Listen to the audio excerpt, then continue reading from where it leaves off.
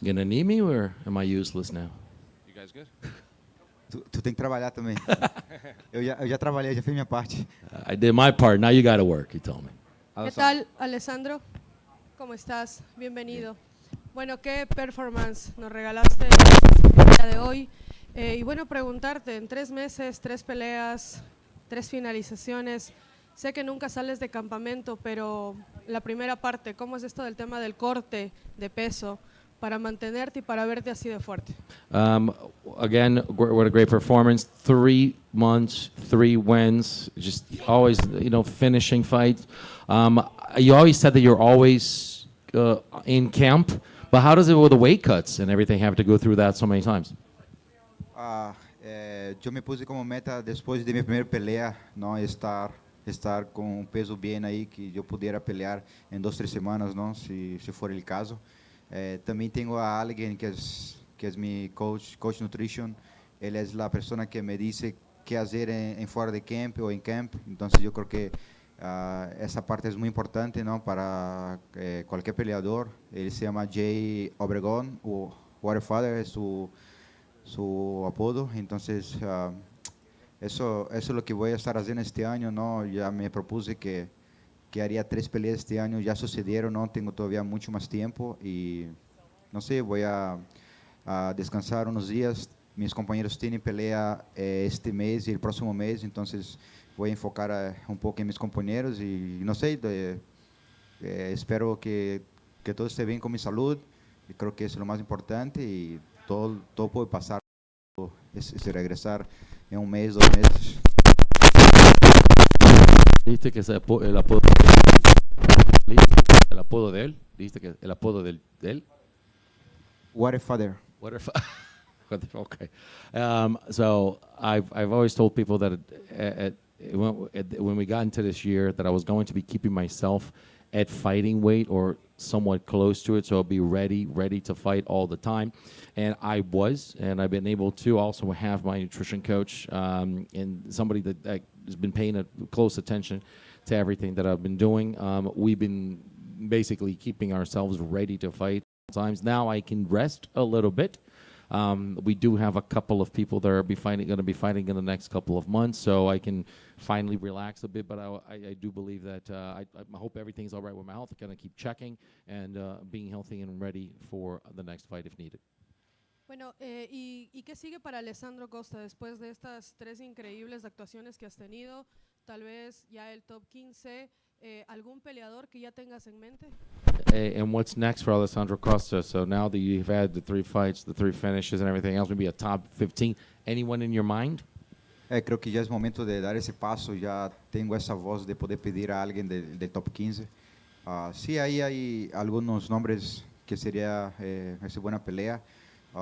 Me gustaría hacer mi revancha contra Almira Base. Yo peleé con él cuando fue mi debut, pero solamente tuve 2 semanas y pasaron algunas cosas. Creo que ahorita esa pelea sería mejor. Ya tengo más experiencia, ¿no? Y si él está de acuerdo en aceptar la pelea, no sé, para noche UFC, septiembre, pues espero que eso suceda. I think there's more than time has arrived. I think for me to do that, I have that voice now and the choice to pick somebody and to call out on somebody. I think that fighting Elmir Arbazi will be great. I took that fight on short notice, on 2 weeks' notice, and I think that this is more than we're more than ready for the rematch to happen. If he's ready to fight, love to fight him in Noche. But I think that's one that I would love to have up next. Y bueno, tu saludo para la gente. Veíamos que a la salida estabas saludando a tu gente de Brasil, de Manaus. Tu saludo para ellos.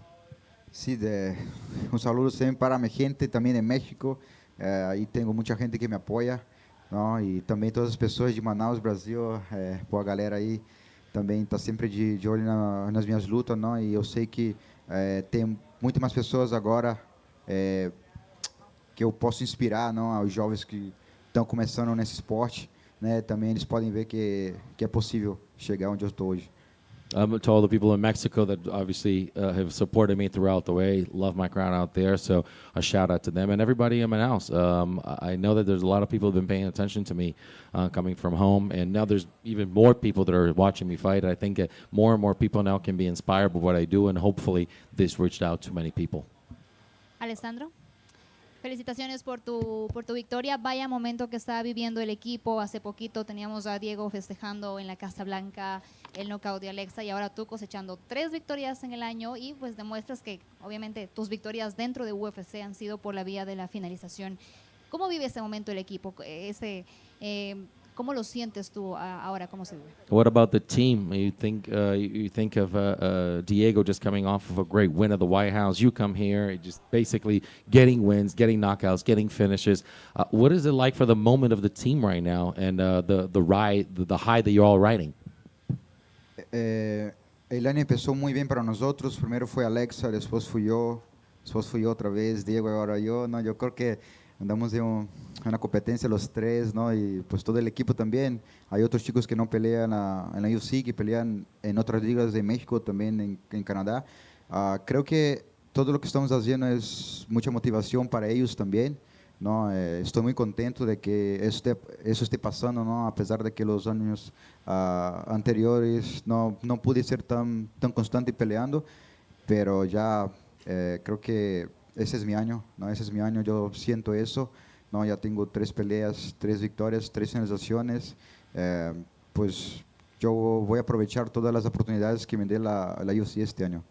Been healthy competition. It started with Alexa, then it was Diego, then it's me. We're just enjoying the fun right now. And also, there's other people that they're not fighting at the UFC. They have some fights upcoming in Mexico and yes, in Canada and everything else. And I do believe that this is my year. I've been very happy with the fact that I've been able to put some consistent performances. I know that it wasn't like that in the past, and now 3 fights, 3 wins, 3 finishes as well. And I do feel this is my year, and I want to keep it going. Y ahora, ¿qué mensaje tienes para la división? Bien lo mencionas, son todas sus performances, todas las victorias que has tenido han sido por la vía de la finalización. ¿Qué mensaje tienes para los peleadores que están dentro del top? And what's your message for the division? Because you're getting the fights, you're getting the wins, and you're getting the finishes. So what would you like to tell the people at the top? Creo que el mensaje ya fue dado, ¿no? Sabe que soy un peleador peligroso, más experiente, más completo en ese momento. Entonces, es momento de dar un paso grande. Esa es la razón por la cual estoy pidiendo a alguien de top 15, ¿no? Y espero que suceda. I think that the message has been given, that I am a complete fighter, that I'm a dangerous fighter, and this is it. This is a time for me to actually get into and step into a top 15 contest, and I want it to happen as soon as possible. Good. Okay. We're good. We're good. Thank guys. Have a great day, like mine.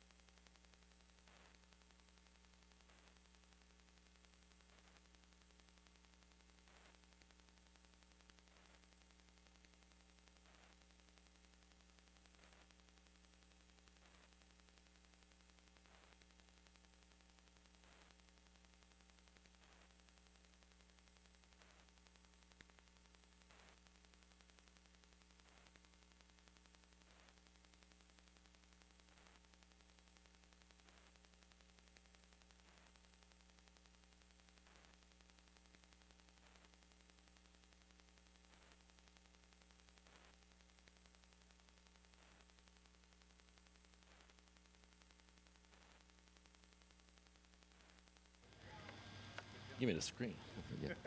Thank you, Kenny. Appreciate it. Appreciate that. Thank you. Yeah. Screen. Save money somehow.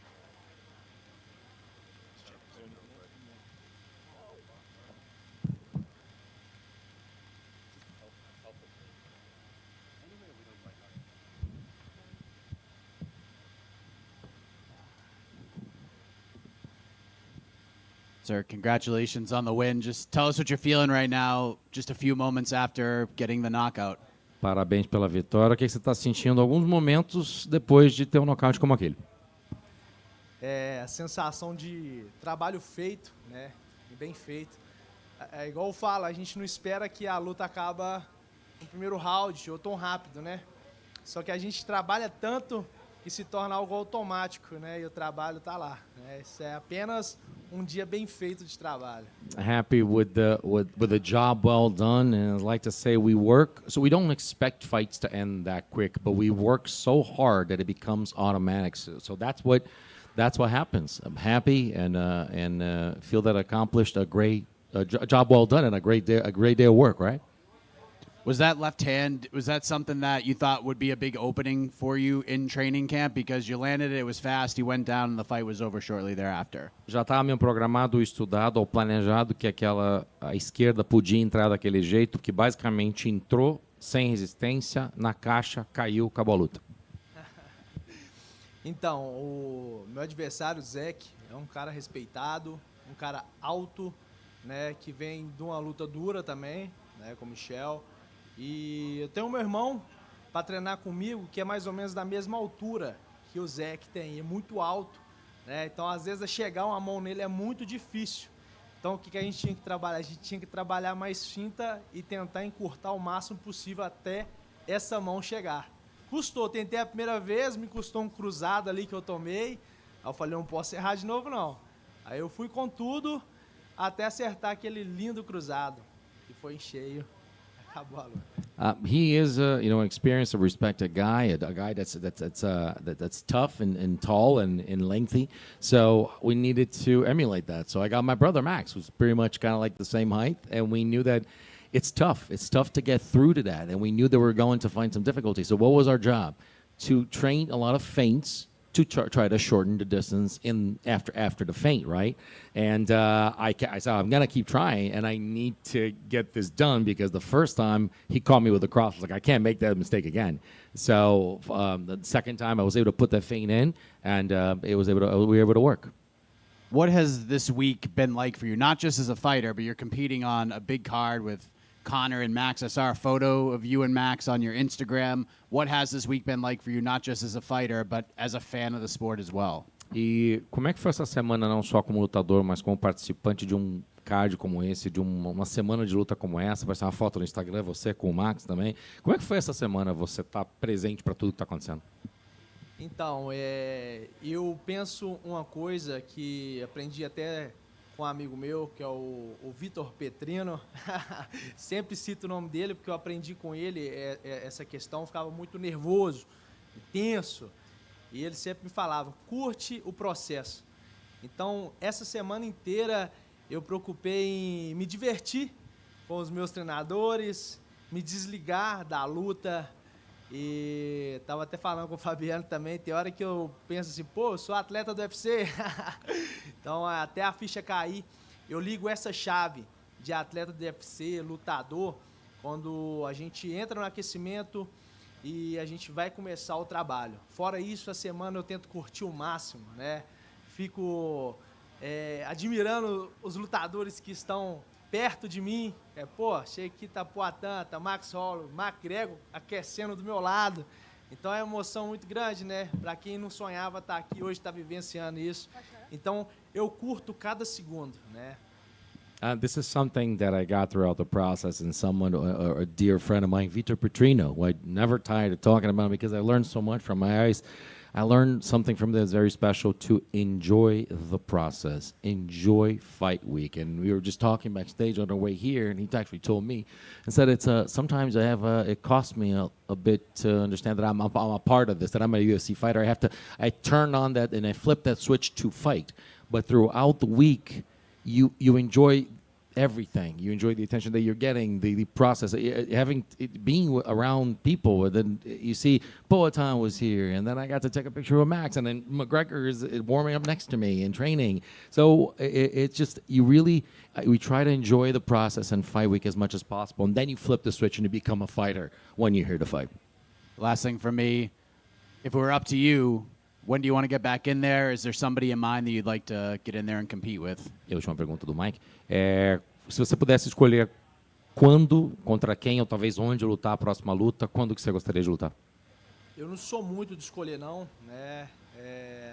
Mas gostaria de lutar o mais rápido possível, né? Eu não gosto de ficar muito parado. O meu sonho sempre foi, eu sonhei estar aqui e hoje estou, né? Meu sonho era lutar contra o Adesanya, né? Israel Adesanya. Meu sonho de lutar com ele ainda é vivo, né? O cara que eu via pela televisão e hoje eu vejo como uma luta boa pra mim. Não, toda luta é difícil. É um cara muito duro, mas um cara que eu sonho em lutar futuramente. I'm not one to pick fights or to choose opponents or anything of the sort. This is beyond my wildest dreams to actually be a part of this and to be here. So I'm happy with the opportunities. But if you talk about like a dream fight, I've always had the dream of fighting Adesanya, somebody that I just watched my entire life, and I've wanted to have the opportunity to fight him. So that's the dream is kept alive, right? It's still there. So that dream is still alive, and that would be my dream fight for me if I could. Right here. Can I ask you about the Death Note book that you had? Death Note. E o livro? Fala pra gente do Death Note. Pois é, cara. Boa. Death Note meu treinador, Johnny Vieira. A gente gosta muito de anime, né, cara? Essa geração ali a gente assistia bastante. O Death Note é o livro da morte, né, pra quem não sabe. E antes o Johnny, ele tem ali, se alguém pegar aquele caderno ali, a gente tá lascado, que tem todas as nossas estratégias de lutas ali. E ele sempre faz um vídeo falando de como a luta vai acabar, né? E ali ele anota e coloca o nome dos nossos adversários ali. E esse nome, infelizmente, foi o Zack Wills. E realmente, cara, não é mentira. Ele falou exatamente como é que ia acabar essa luta. Até eu pergunto ele como é que ele faz. E foi feito, né? O que ele escreveu, tá aí a resposta. We love anime. Johnny Vieira, my coach there, we have Death Note, the Book of Death, and this is the thing that he does. He has this book, and if somebody ever puts their hands on the books, we're screwed, because all our notes are there, all our plans are there, like everything that we plan and we want to do. So basically, he actually puts it together, writes it down, makes a little video, and says, this is how the fight is going to end, and he puts the name of the opponent. And luckily, the name of the opponent was Zach Reese, and everything is there. So we have it on record that this is how the fight was going to end, and that's why it was done. Ryan, over here. So you've had now back-to-back first-round finishes in the UFC. How quickly do you think you could get in the rankings just with the way you've been finishing your opponents? E duas vitórias rápidas no UFC. Quão rápido você acha que você consegue entrar nos rankings da maneira como você está entrando e já finalizando a luta? Então, eu não sou aquele cara que espera acontecer as coisas mais tranquilo. Eu não quero. Eu quero ter a oportunidade. Eu não quero só ganhar lutas. Eu quero ir direto ao cinturão. Eu quero ser o campeão da categoria, eu quero o cinturão para mim, trazer para minha cidade. Então, não sou apressado também, mas quanto antes melhor, né? Eu quero mostrar para que eu vim, eu quero mostrar o meu trabalho para o mundo e tá aí. Quanto mais rápido, né, o adversário que vier, a gente está preparado. I'm not a fighter that just came here to fight. I really want to get to good fights, big fights, get to that belt as well. I'm not in a rush, but the sooner the better. So I want to be able to show people, want the opportunity, and I want to show people that I'm ready, that I'm good, and whatever happens and whatever fight they come to us, and whatever fight they put in front of me, I'll be ready to go. And there's a big fight in your division next Saturday with Dricus du Plessis and Kamaru Usman. I was just curious your thoughts on Kamaru coming up to 185 and how you think that fight could play out. Uma grande luta de média na semana que vem em Oklahoma City, Kamaru Usman contra Dricus du Plessis. E agora o Kamaru subindo divisão. Como é que você acha que vai ser essa luta entre DDP e Usman? A gente vai ter que ver agora como é que ele vai adaptar na nova categoria, né? A gente vê a dificuldade do lutador quando ele sobe de categoria. É um desconforto a mais, né? Você vai estar lutando com um cara mais pesado, né? Que já está acostumado ali, tá naquele peso, né? Então vai ter que ter um esforço a mais. Vamos ver como é que ele vai se sair. Questão de gás, estratégia, resiliência. Mas eu não achei uma boa categoria para ele, não. Assim, por mim, né? Não sei como é que está sendo os treinos dele, não acompanho muito. Mas é mais um para nós da categoria para a gente estar desafiando. I think that when a fighter goes up in weight divisions, I think it adds a layer of discomfort that you have to perform at a higher level. People that are stronger, taller, you have to change. It's a step up in stamina, in strategy, in resilience, and I don't think is that good of a move for him. But it's another guy in our division that we can have a shot at, right? Yeah, for sure. And just last one for me. How do you plan to celebrate tonight? This was a huge win on a huge card. What do you got planned the rest of the evening? E por último, qual que é o plano para a noite? Tremendo de um evento, tremenda de uma luta, tremenda de uma vitória, um ótimo nocaute. Vai comemorar como? Vou curtir com os meus treinadores, ir para um lugar, vamos se divertir um pouco, né? Almoçar e tentar ver essa cidade maravilhosa que eu não tenho o prazer de ver sempre, né? É igual eu volto a dizer, curtir o processo. Então a hora da gente curtir mais ainda é agora, após a vitória, após um lindo trabalho. E voltar para minha família.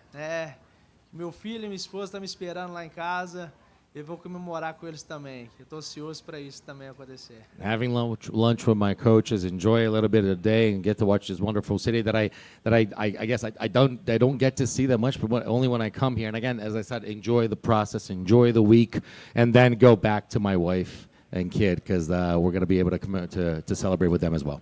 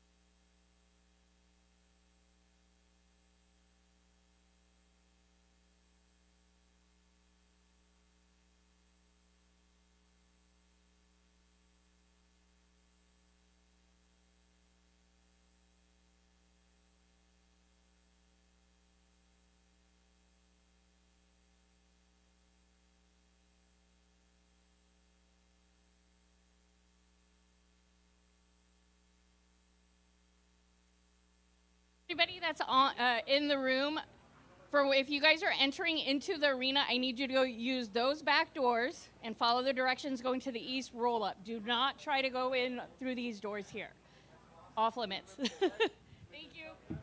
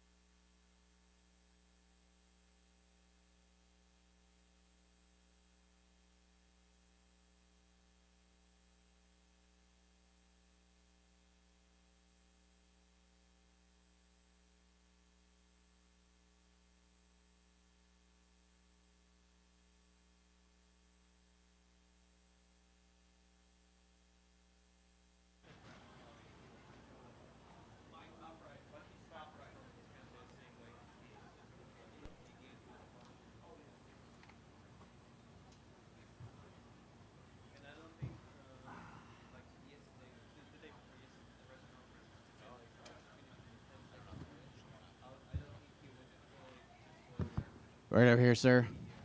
Right over in front. Congratulations on the win. Tell us how you're feeling just a few moments after getting the decision win.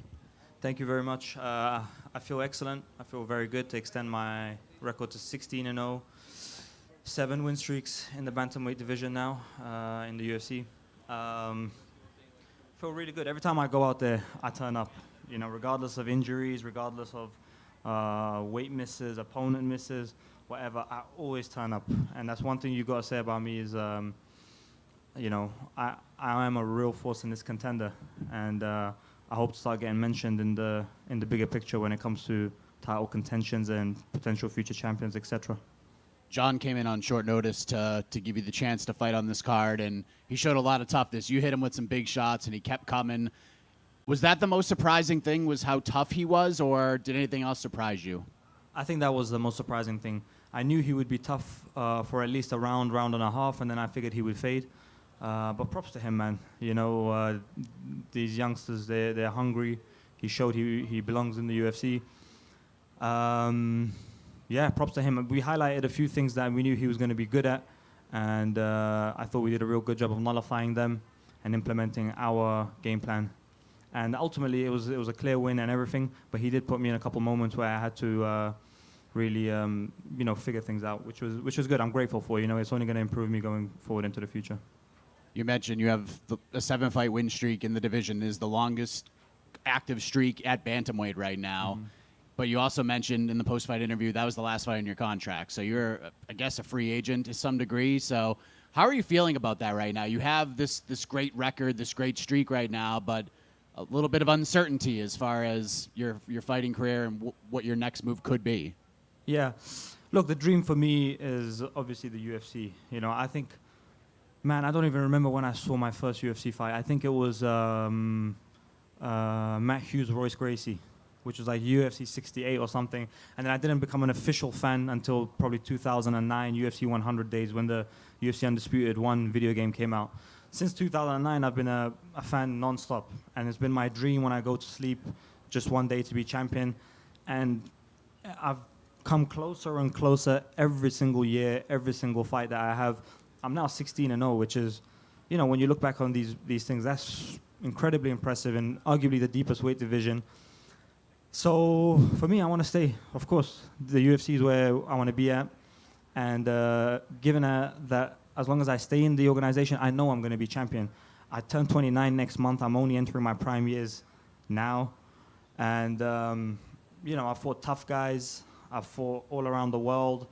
My Contender Series fight, 2 weeks before the fight, I was sparring Dan Ige. I posted out, tore my MCL in my elbow off the bone.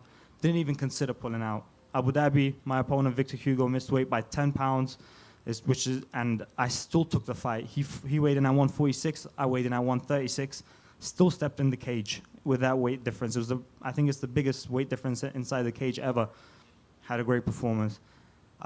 This fight, 3 weeks ago, tore my meniscus and my MCL in my right knee, and not for a second did I think about pulling out. So I think sometimes I probably do need to be protected from my own toughness, but I think it just speaks to how much I want to be in this organization and how much I want to be champion. And I'm optimistic, of course, about getting signed. And yeah, I just know I'm going to be champion one day. I just need a chance to keep proving it.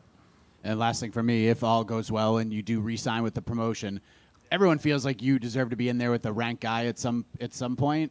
Definitely now after getting another win. So is there anybody that realistically is on your mind? Like if you get re-signed, I should fight this guy.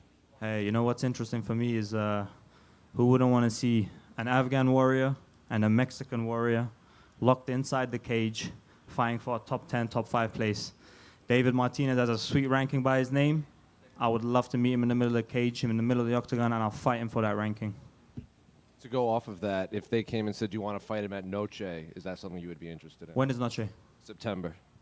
Yeah.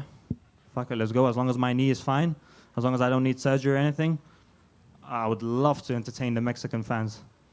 How does the style play out between you and David Martinez? How does what, sorry? How does it play out, stylistically? How does it play out? I think, look, the guy's in the top 10 of the UFC. He's obviously a decent fighter, but I just think there's levels. I think styles make fights. And I think I make him look silly in there. I think he moves well, but I move even better. I think he's fast, but I'm even faster. I got orthodox southpaw. He can kick, I can kick even better. I can grapple, I can wrestle. I'm bigger than him.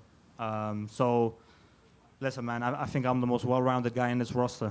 And I'm just coming into my prime now. And, yeah, I don't think Martinez is as big a threat as some of the other guys. Last one for me. You've been keeping tabs on the England-Norway game? 1-1 apparently going into the 80th minute. Bellingham and I don't know who scored for Norway, but bloody hell, it's a bit nerve-wracking. Barrett over here in the middle, right here. Just kind of piggybacking off David Martinez, if that fight is not next, a lot of fans did really like this fight with you and Ethan Ewing. Is that a fight you would be willing to rebook, or have you kind of moved past that because the fight didn't happen on this card?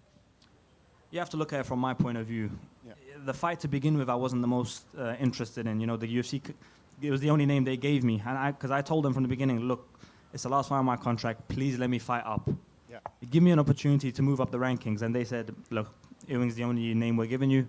It's him or nobody else. And I said, look, I'm a contracted UFC fighter, so I do whatever, you know. But then once the fight happened, I knew it was UFC 329. I was really looking forward to it. I saw the buzz and the noise it was making online. So I said, fantastic, you know. He pulls out, undisclosed injury. You got to give him benefit of the doubt. But if I'm honest, I've moved past that, man. I'm number 10 in the AI rankings. I'm number 15 in the media rankings.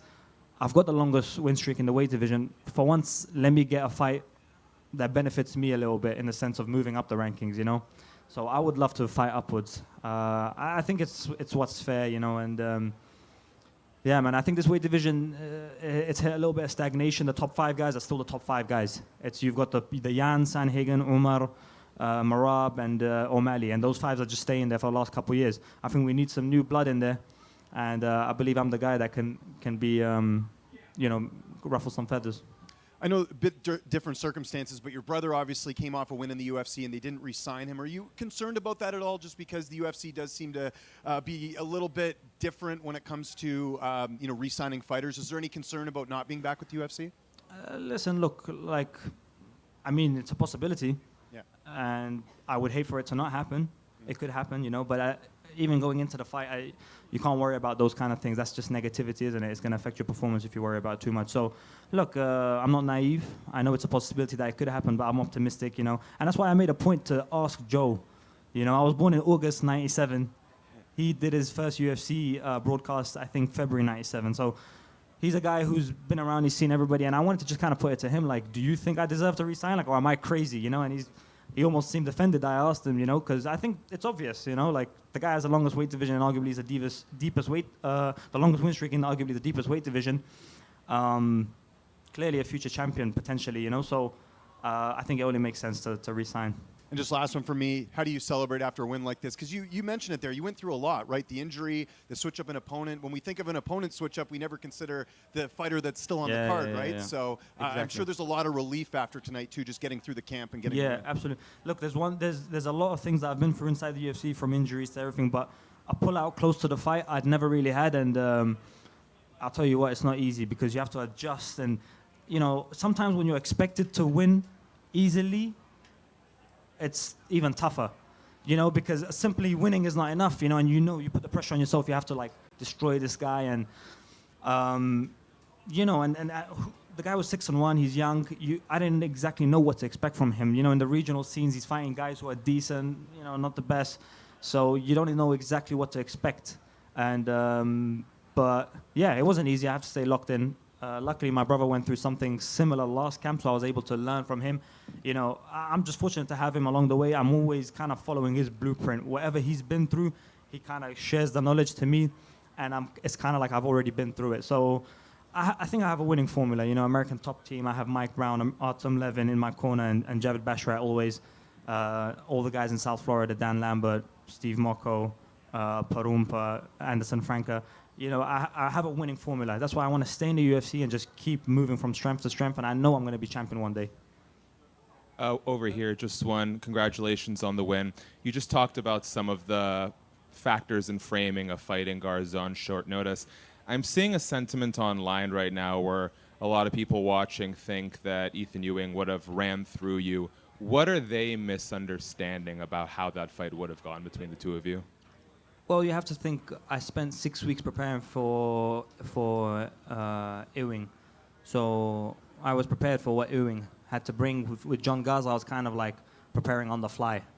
You know, I was telling my brother yesterday. I was like, "Is it bad that I'm kind of gonna go in the cage and figure him out? You know, because I don't know exactly what the guy has. You know." But listen, do you listen to everything that's said online? There's a difference between fans and trolls. I've seen the trolls ridicule pound for pound #1 guys, Islam Makhachev, Ilya Topuria. If they're getting trolled, who am I? You know what I'm saying? So, bro, the trolls, you can never listen to the trolls. If respectable figures, fans, pundits, respectable media members, real fighters, ask the coaches about the Basharat brothers. You see what kind of response they get. You ask the troll about Muhammad Ali, they're going to start ripping into Muhammad Ali, bro. The trolls don't give a shit about nobody. Thank you. I hope you get that top 15 fight. Thank you. Farid over here. Farid, I was wondering, did the UFC make an offer to you to re-sign you before this last fight on the contract? No, they didn't. We obviously said, look, let's sign on, and they said, well, let's let this fight play out first, and then we'll see. We'll take it from there. Thank you.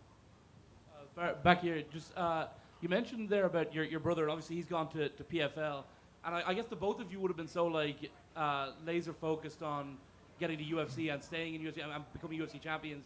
Now that he's kind of made that move, has it kind of shown you, like now that you're going into free agency, like what is out there and kind of given you perhaps other looks at what you could possibly go for if the UFC don't decide to renew the deal? I mean, we're all involved in the sport. We know what's out there. I have many teammates from other organizations, especially from American Top Team. We have such a melting pot of pro fighters. So we're always aware of what's out there. So, yeah. And is that something you might be interested in? Like, if they came to you with an offer, would you entertain it, or are you really laser focused on sticking with UFC? And the UFC is my goal. Thank you. Thank you. All good? Thank you, guys.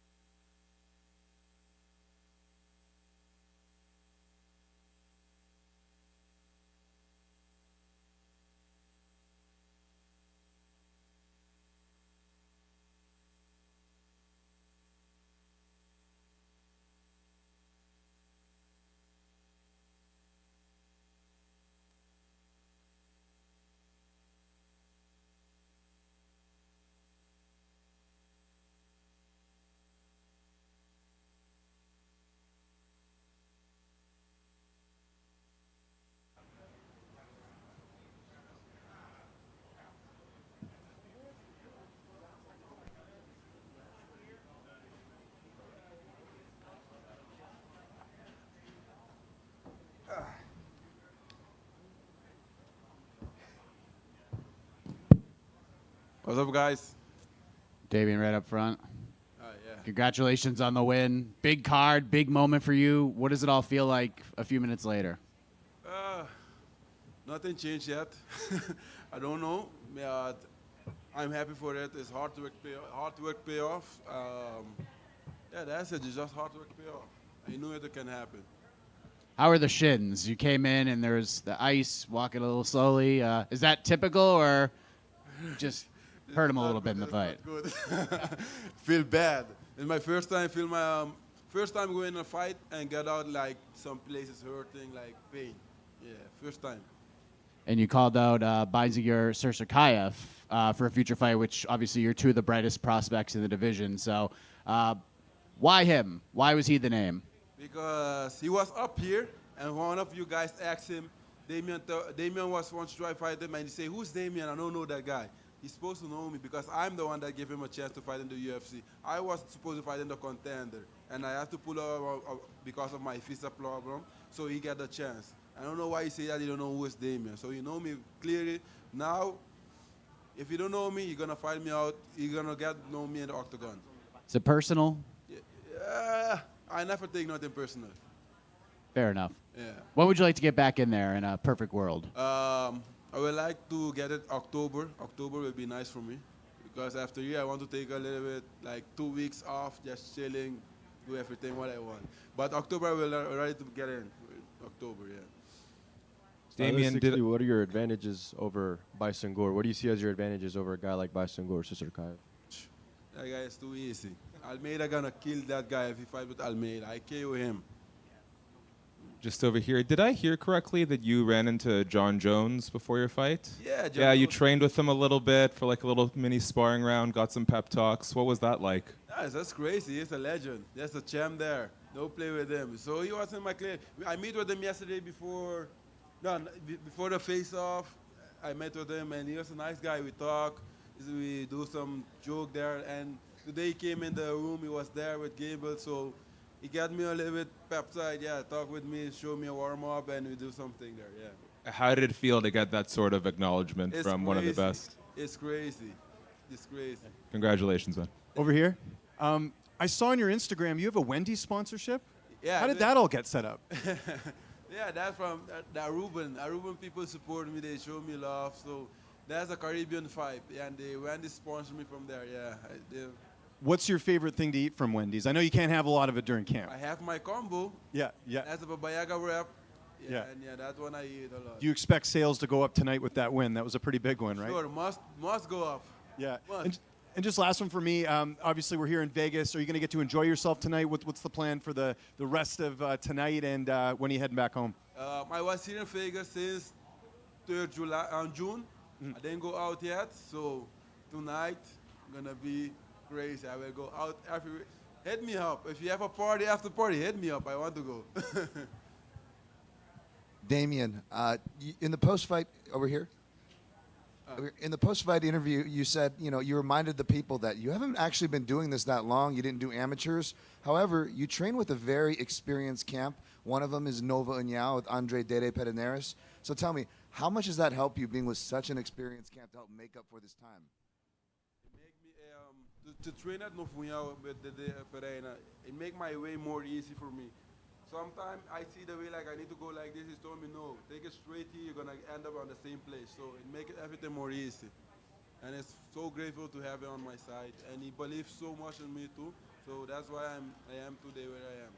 And of course, that camp has underrated wrestling. Really good strikers have come out of there. But it's also a very jiu-jitsu-based camp with Dede Pederneiras. So tell me, I imagine all your opponents are probably going to be wanting to continue to take you down with the power you show. And you've shown good defense so far. But tell us, how has your ground game, your jiu-jitsu progression, has it been going up there? I have a good jiu-jitsu, but I like to kill people. So I'm not gonna show it yet. Thank you, and congratulations on your win. Thank you, brother.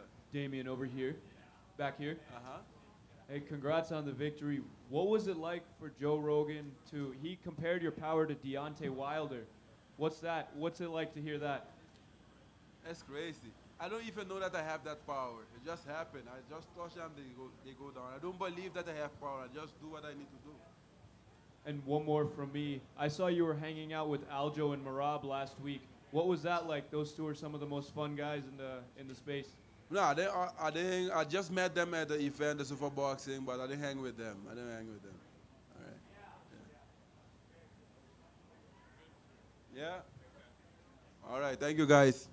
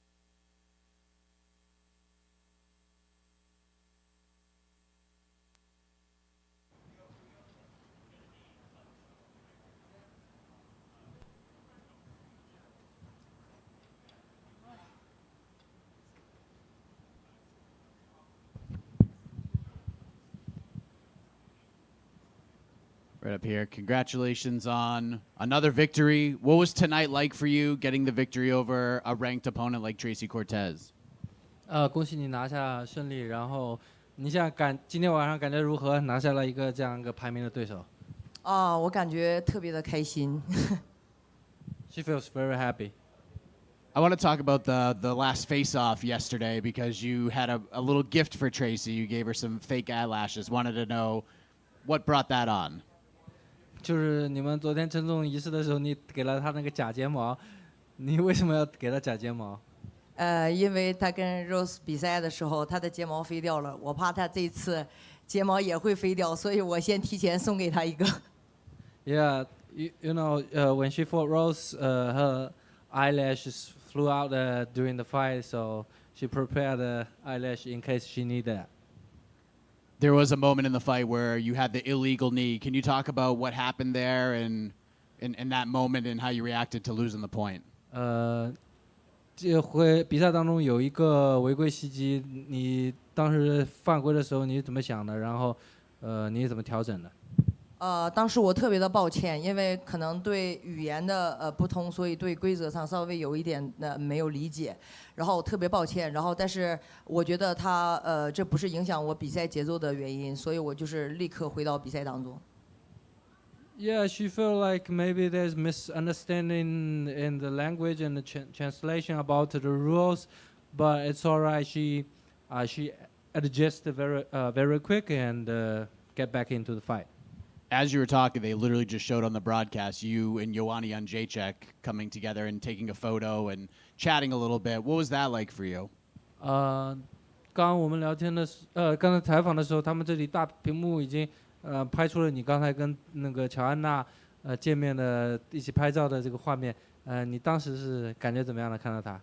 我觉得乔安娜是我们的前辈，然后就是很多值得向她学习的东西，所以看见她以后，就是像看到了自己的偶像一样，很开心。然后想要自己以后也成为像乔安娜他们一样的superstar。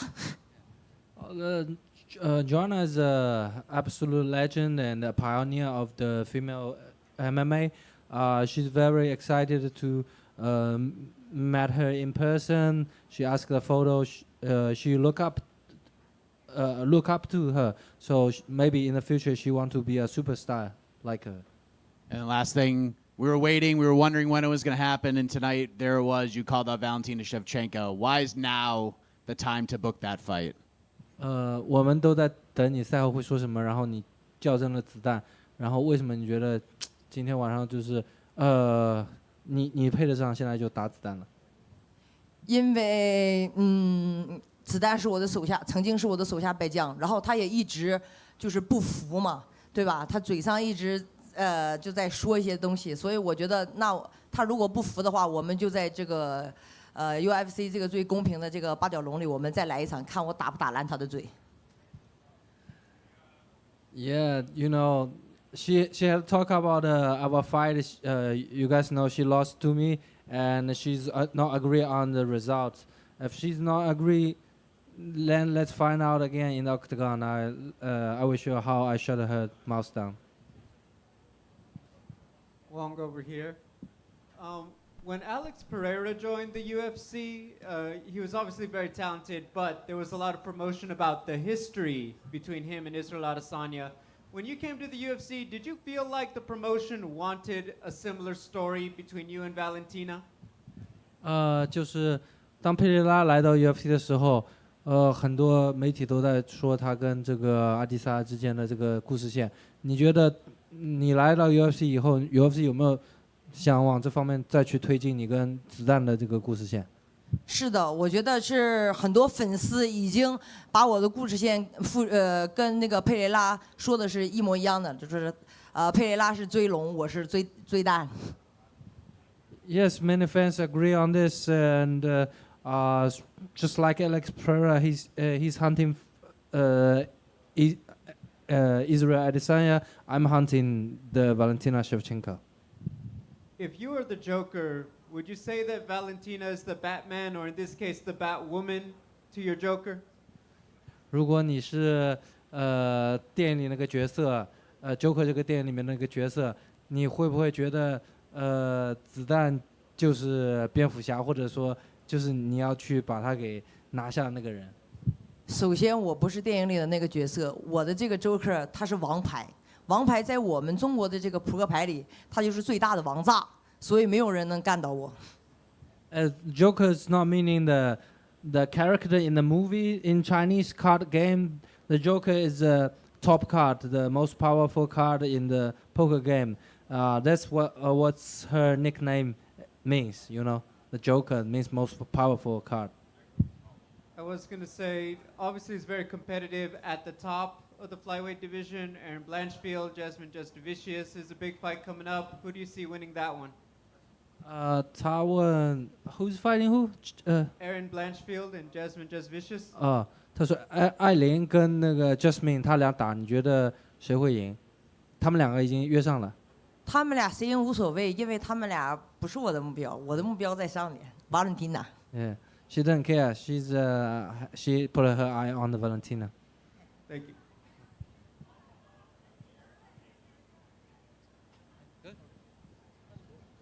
Thank you.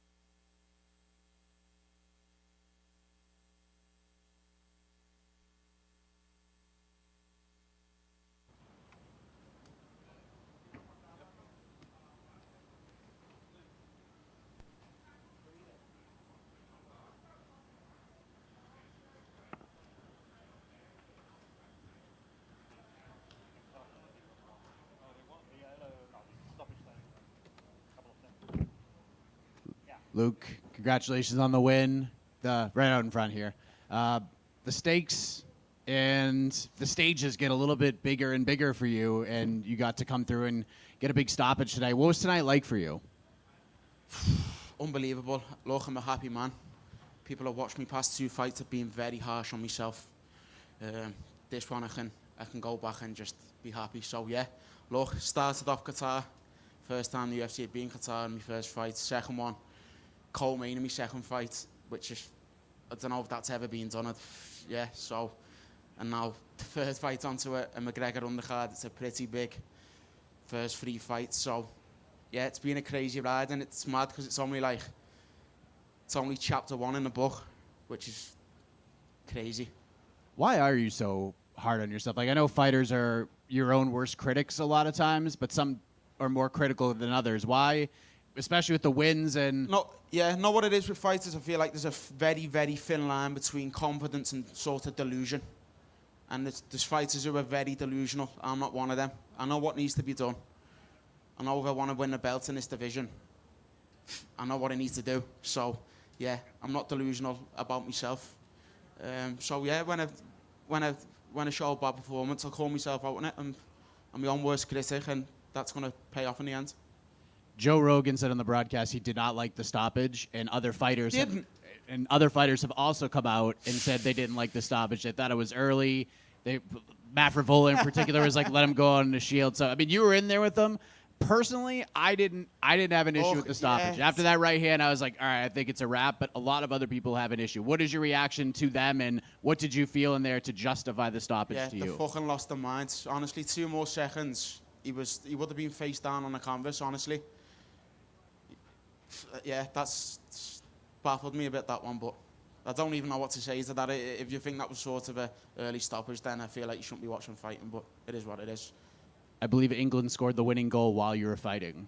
Were you aware of this? And look, I'm not the biggest footy fan, but look, I do support the lads coming from sort of similar backgrounds to me, working class. So yeah, obviously I want them to win. Made up the one at, yeah, I'm happy. Congratulations. Hey, Luke, over here in the center. Really impressive win. That was actually Kai's first knockout loss since like 2020. I know you expected to win, but were you surprised you finished that quickly? No, because I know, honestly, even now people have underestimated my power very, very much. Like, don't understand how hard. I know for a fact I am the hardest hitting person in this division, 1,000,000%. So look, my last fight was maybe the co-main played into that fact that I went in a bit too tense, too stiff. This time I just came in loose, was in the moment, and knew if I touch someone on the chin, it's like I said in the cage, bedtime. And yeah, that's all she wrote. Looked like you came out relatively unscathed. When do you want to get back in there? Yeah, towards the end of the, I'm in no rush. I'm still young, so end of the year is good for me. And you got a really big win in your last fight. Obviously, Mike had a really good record, and then Kai, you finished him in the first round. Like, what type of opponent do you think you'll be getting next? Or I know you'll fight anyone, but do you have any preference in who you want to go in there with next?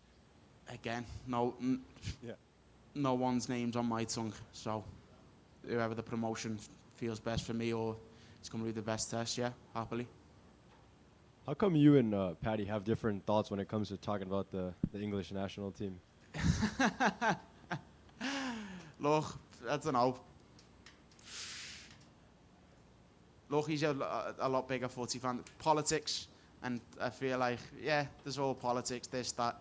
I don't really want to go into it, so I'll just stick to the fighting. I feel like politics, fighting shouldn't mix. That's with a lot of things. It's like the Biggie lyric. What is it? Money and blood don't mix, like 2 dicks and no chick. Find yourself in some serious shit. That's what it is with fighting. Fighting should stay fighting. Anything else outside that topic, I'm not interested in mixing. Fair enough. And I know you were very adamant to being on this card since your last fight. You basically called for a spot on International Fight Week with Paddy. So now that you got the experience here in Las Vegas and everything, would you want to continue to be on these type of cards, or do you miss that, loud pop you get back in England? And no, yeah, I want to be on these big pay-per-view cards.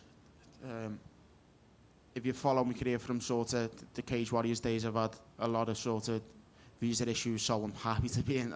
Look, I'm lucky, happy to be here right now. So I want to stay here definitely and fight on these big pay-per-view cards, which I'm sure I will do. Hey, Luke, over here. I'm wondering, the last fight being the co-main event, what was your reaction? Obviously, it was a story, right? You know, over My last fight, Page. sorry. My last fight. Yes. Yeah. Yeah, being the co-main over Michael Venom Page, there was a lot of topic about it. So what was your reaction when they said you're on international, but obviously you're quite a few ways down? What was the reaction? No, that's exactly what I expected from my last performance. I knew I'd be on a big card, but I knew I'd be a bit lower down, and I feel like the next one I'm going to be back up, I'm guessing. I was going to say, was there less pressure because there's probably a lot less media attention? Obviously, there are a lot of pieces to go around. Was it a little bit easier to just focus on the task at hand this week? No, what it was when we last fight, I feel like everyone's so we had the co-main, but there was just no nerves going in. There was no feelings. I was a bit numb, and yeah, I don't know what it was this time. I just felt like a beast, man. Honestly, I felt like an animal going into that cage tonight. Loose, sharp, just in the moment, just seeing everything coming towards me. Honestly. As a fellow guy from Liverpool, what is that energy going to be like out there in the co-main event when Paddy gets out there? And what do you think you're going to share with the fans as they have that big fight? Yeah, look, it's going to be bouncing the gaff. It's the T-Mobile alert. It's going to be absolutely rocking, honestly. It's hard to get them going, look. That's why I've done that. I always show props. I'm loyal. I know people who have led the way for me. Paddy's been like a big brother to me. Without him, I wouldn't be sat here now in the cage then. So yeah, I always show me props to someone who's led the way for me. Thank you. Hey, Luke, great job and a great win over a game opponent. I got to ask, I know people familiar with your fights know that you'll take a little bit early to read and make your reads, and then you get your attacks and get your opponents out of there usually. So perhaps it's not a big deal to you, but Kai was landing some leg kicks early. Would those even have any effect at all, or were you just kind of measuring and getting your reads at that point? It's one of them. You don't feel them in the fight, but I'm not going to lie, yeah, I'm feeling them calf kicks a bit now. I'm made up. I didn't have to go and sit back down on the stool. Well, I'm sure it'll be worth it in your eyes. And again, a fantastic performance. And regardless of anybody's opinion of the stoppage, you're in there. You obviously know your power. And I think we can all agree it looked like a formality. But I got to ask, you obviously hurt him to the head, and that's what people are seeing. But it also looked like you hurt him to the body. What did you feel in there? Did you feel like you hurt him to the head and body, and you were just going for the kill? Yeah, look, he was just a wounded animal trying to stay alive. And he was going to be put down if the ref didn't stop the fight. So, yeah, the ref done a very, very good job, or he would have been down, out, face down on the canvas, which wouldn't have been a good look, would it? Brilliant. Thank you, Luke.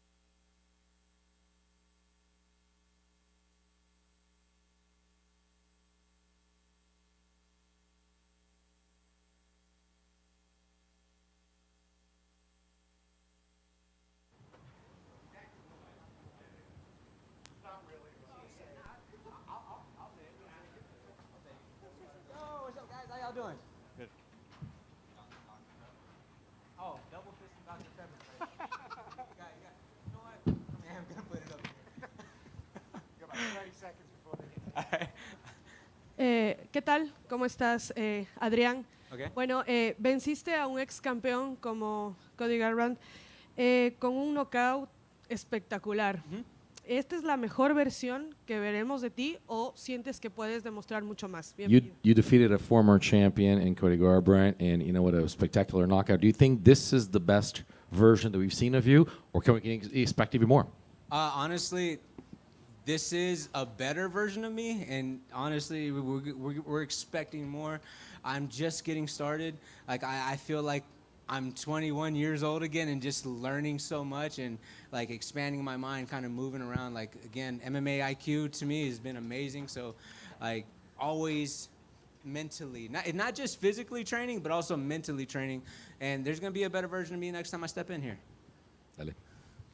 Bueno, después de momentos difíciles también en tu carrera, ¿qué significa volver de esta manera y demostrar que todavía sigue siendo una amenaza en la división? And after some trials and tribulations in your career, how do you feel to come back like this, and what does it mean for the division? Man, division should be scared. The division should be scared, man. I got secret weapons that nobody knows about, and honestly, we're just scratching the surface level of my whole round game, man. I haven't shown everything, and I'm gonna keep a lot of that a secret, man. I'm telling you right now, there's a lot more to come, and I'm getting better every single day. Whether it's 1%, whether it's 5%, we're on the path to growing and building. Y bueno, y la última de mi parte, sé que es prematuro, pero ¿tienes algún nombre que quisieras enfrentar? Maybe premature a little more, but do you think you have a name in your head for your next? No. I don't have any names. All my attention was on Cody Garbrandt because he was a former world champ, and I had to make sure that that's all I saw in front of me. I was not looking past him because again, he came out pretty fast. He put me in a little bit of trouble in those first 20, 30 seconds, so I had to make sure I'm good. And again, if I had a name already lined up, I probably wouldn't have got out of there. So I had to make sure he had all my full attention.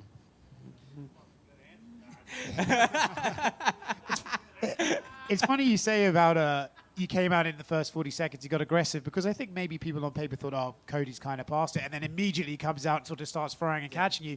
Is there even a moment for you when you're in there being like, oh, no, he's still got it? Yeah, no, honestly, I said it all camp. Like, he's able to have those type of performances. Again, he had that type of performance against Dominic Cruz, and again, there's been times where a lot of, like, older vets who've been in the game for a while have been able to turn back that clock.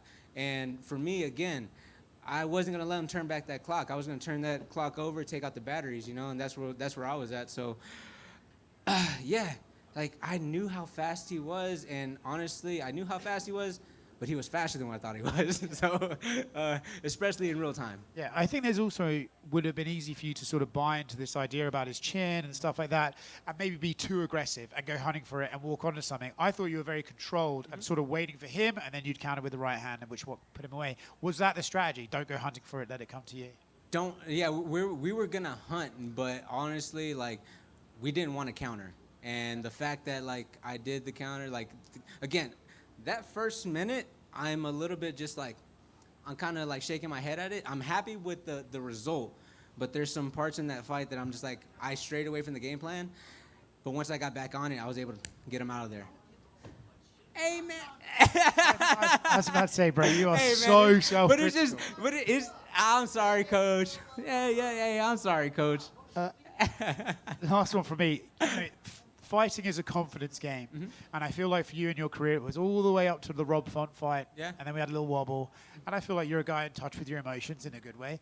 Was there a moment where, shit, man, like, am I as good as I think I am? Am I meant for this? To come here, beat former champion Cody Garbrandt, you know, potentially a Hall of Famer one day. I see you brimming with confidence right now.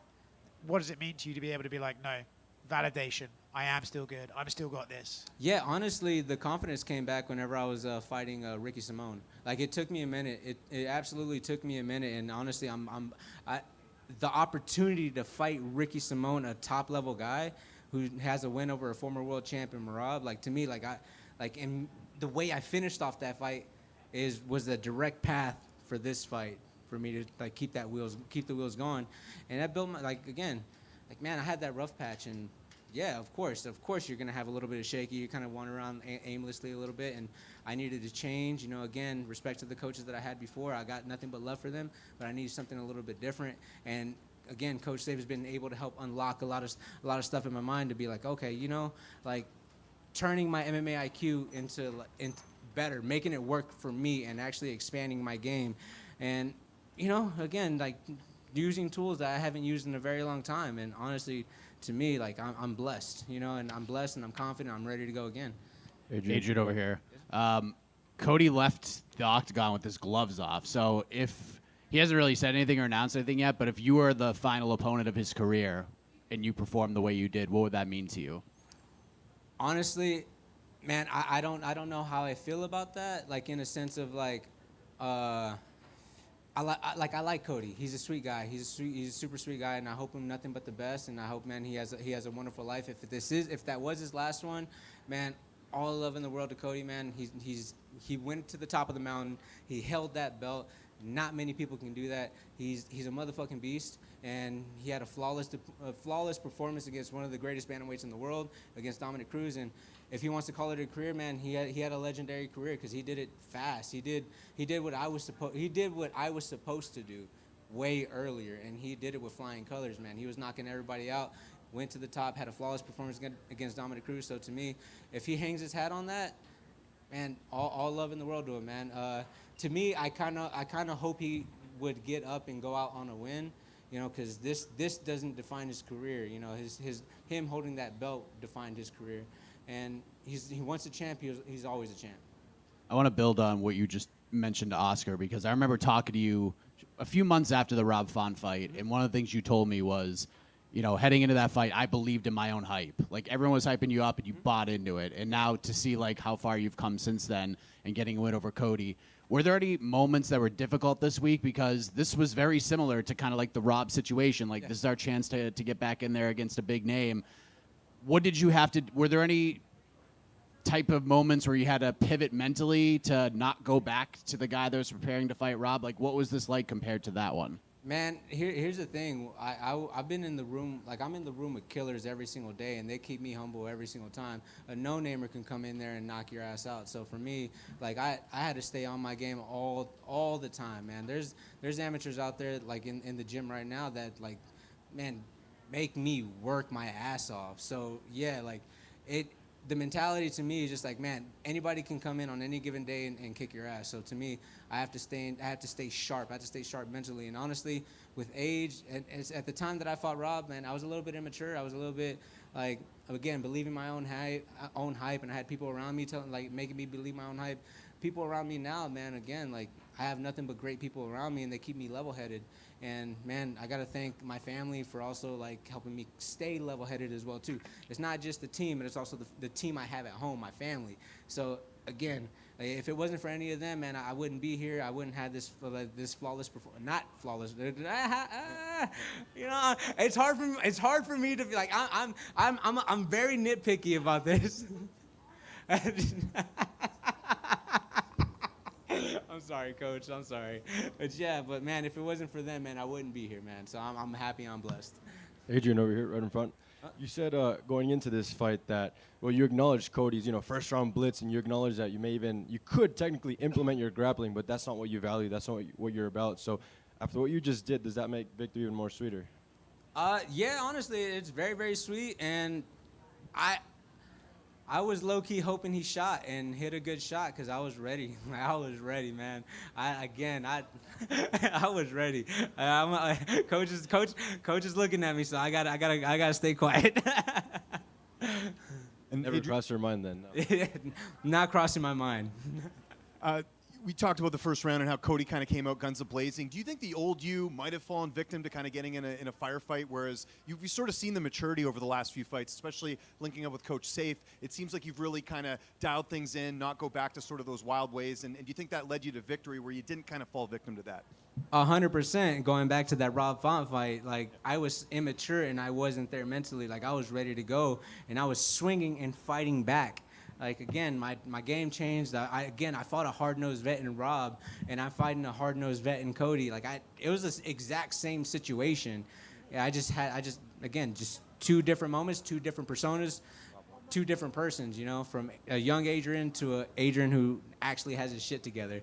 Yeah, and how satisfying is this win, too? Going back to the Seattle fight, a lot of people felt like that should have been a win for you, and I know you were happy with your performance, but obviously that result doesn't sit on there, and you had the long layoff going in. Is that kind of in the rearview mirror now with this win that you knocked out Cody Garbrandt and you're like, okay, I've arrived? Yeah, 100%. Like it's already in the back. Like I just was riding the momentum from that third round into this fight, and honestly, now it's in the back. I got to look forward. What do I got to do next? All right, let's just get better until we get a name, and then after that, we're good to go. Yeah, and just last one for me. I know there was a long layoff coming into the Simone fight. You've had 2 fights now this year. What type of schedule would you like to be on? Because I know that's something we've talked about where you do want to be a bit more active. Yeah, especially after being off for a little bit over a year. Like, I would like to be a little bit more active, but I had to be smart about it and make sure that my body's feeling good and I'm doing all the right things to make sure that I'm getting better as well, too. So I have to be smart about it. But again, we are in the middle of the summer. November, if they go back to MSG, bro, put me there, man. I just went out there, knocked out a former world champ, bro. Why not put me on the MSG card if they have it? Yeah, gotta ask Coach Safe first, though. See Yes, if he approves. 100%. Thanks, Adrian. Adrian, one more from me. Speaking of Coach Safe over here, pretend he's not in the room for a second, just maybe to answer this one. Obviously, you know, Saul Solis's passing, we've had, you know, this history of the sport, Sean Tompkins, Robert Follis, coach that I knew. You see what the fighters under their stable, even at the top level of the UFC, they'd have this trend where they would struggle. And I know you can speak to this from experience. And from the outside perspective, it just comes down to 2 words for me: focus and structure. And it looks like that's just levels since joining up with Coach Safe. And I know others help you as well, but can you tell me, pretending Coach isn't here for a second, how important is that relationship and how important has that been to you for this evolution? It's very important to have structure. And again, man, like Saul Solis and Saif Saud, man, they're very similar. So it made it a right fit going, you know. So for me, like it was perfect. Like walking into that gym and like just seeing how everything was ran, and then getting the camp there, man. Honestly, like I'm not leaving. Like I remember I was having a conversation with Coach Saul, and he was like, yeah, man, like. I've sent a lot of people out the door, and I told Coach, like, man, you kick me out the front door, I'm coming in the back. So same thing with Coach Safe. If he kicks me out that front door, I'm coming into the back door because I ain't leaving. Like, I ain't leaving. Awesome. Thank you, Adrian, and congrats. Thank you, sir. Yeah. Here, Adrian. First of all, congratulations on your performance. Such a great victory. Take us through your mental process and how important it was for you to get back to the win column, fighting against such a legend like Cody Garbrandt. Man, getting back in the win column, man, I love it, man. I'm excited, man. I miss this feeling because, again, man, it was a little bit rocky for a couple years, and now I'm back in the win column. I was actually talking to the photographer, Roach, and I was like, man, you know what? Like, we usually do this pre-fight, but it's been a while since we've done this after a fight, man, and, like, I'm really happy to see you again. We are happy as well. You deserve it. And the last one for me. As a Spaniard, I have to ask you, why do you choose the Gypsy Kings to walk out? I think it's such an amazing song, and I wanted to ask you, why do you choose that one? Man, honestly, it was the song of the camp for me. Like, every single time, like, it just got me wanting to move. And again, this whole camp was about footwork. And every single time I turned that song on, it made me want to move my feet. And I just had that, like, okay, this is what I'm going to do. I'm going to move my feet. And it just made me want to dance and swaying left to right, you know. Go wherever the wind takes you. You do what you love, you know. And to me, like that song just kind of embraced this moment for me. And it was just, again, you can ask my boxing coach. We had that song on repeat for like 12 rounds, 12 rounds of training, you know. So here we go. You can ask him yourself, man. That song is the song of camp.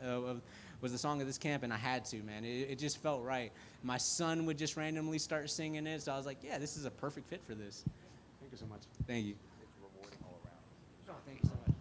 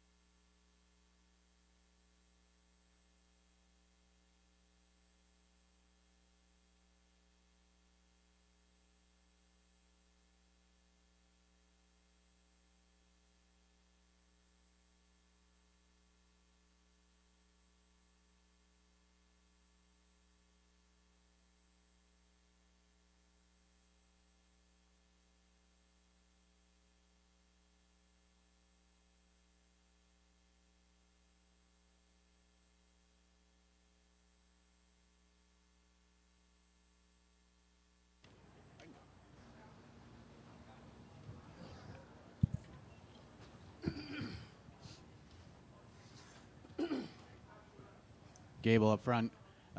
Congratulations to the win. You made the walk to the hallowed UFC octagon. You came out the other side with a stoppage win.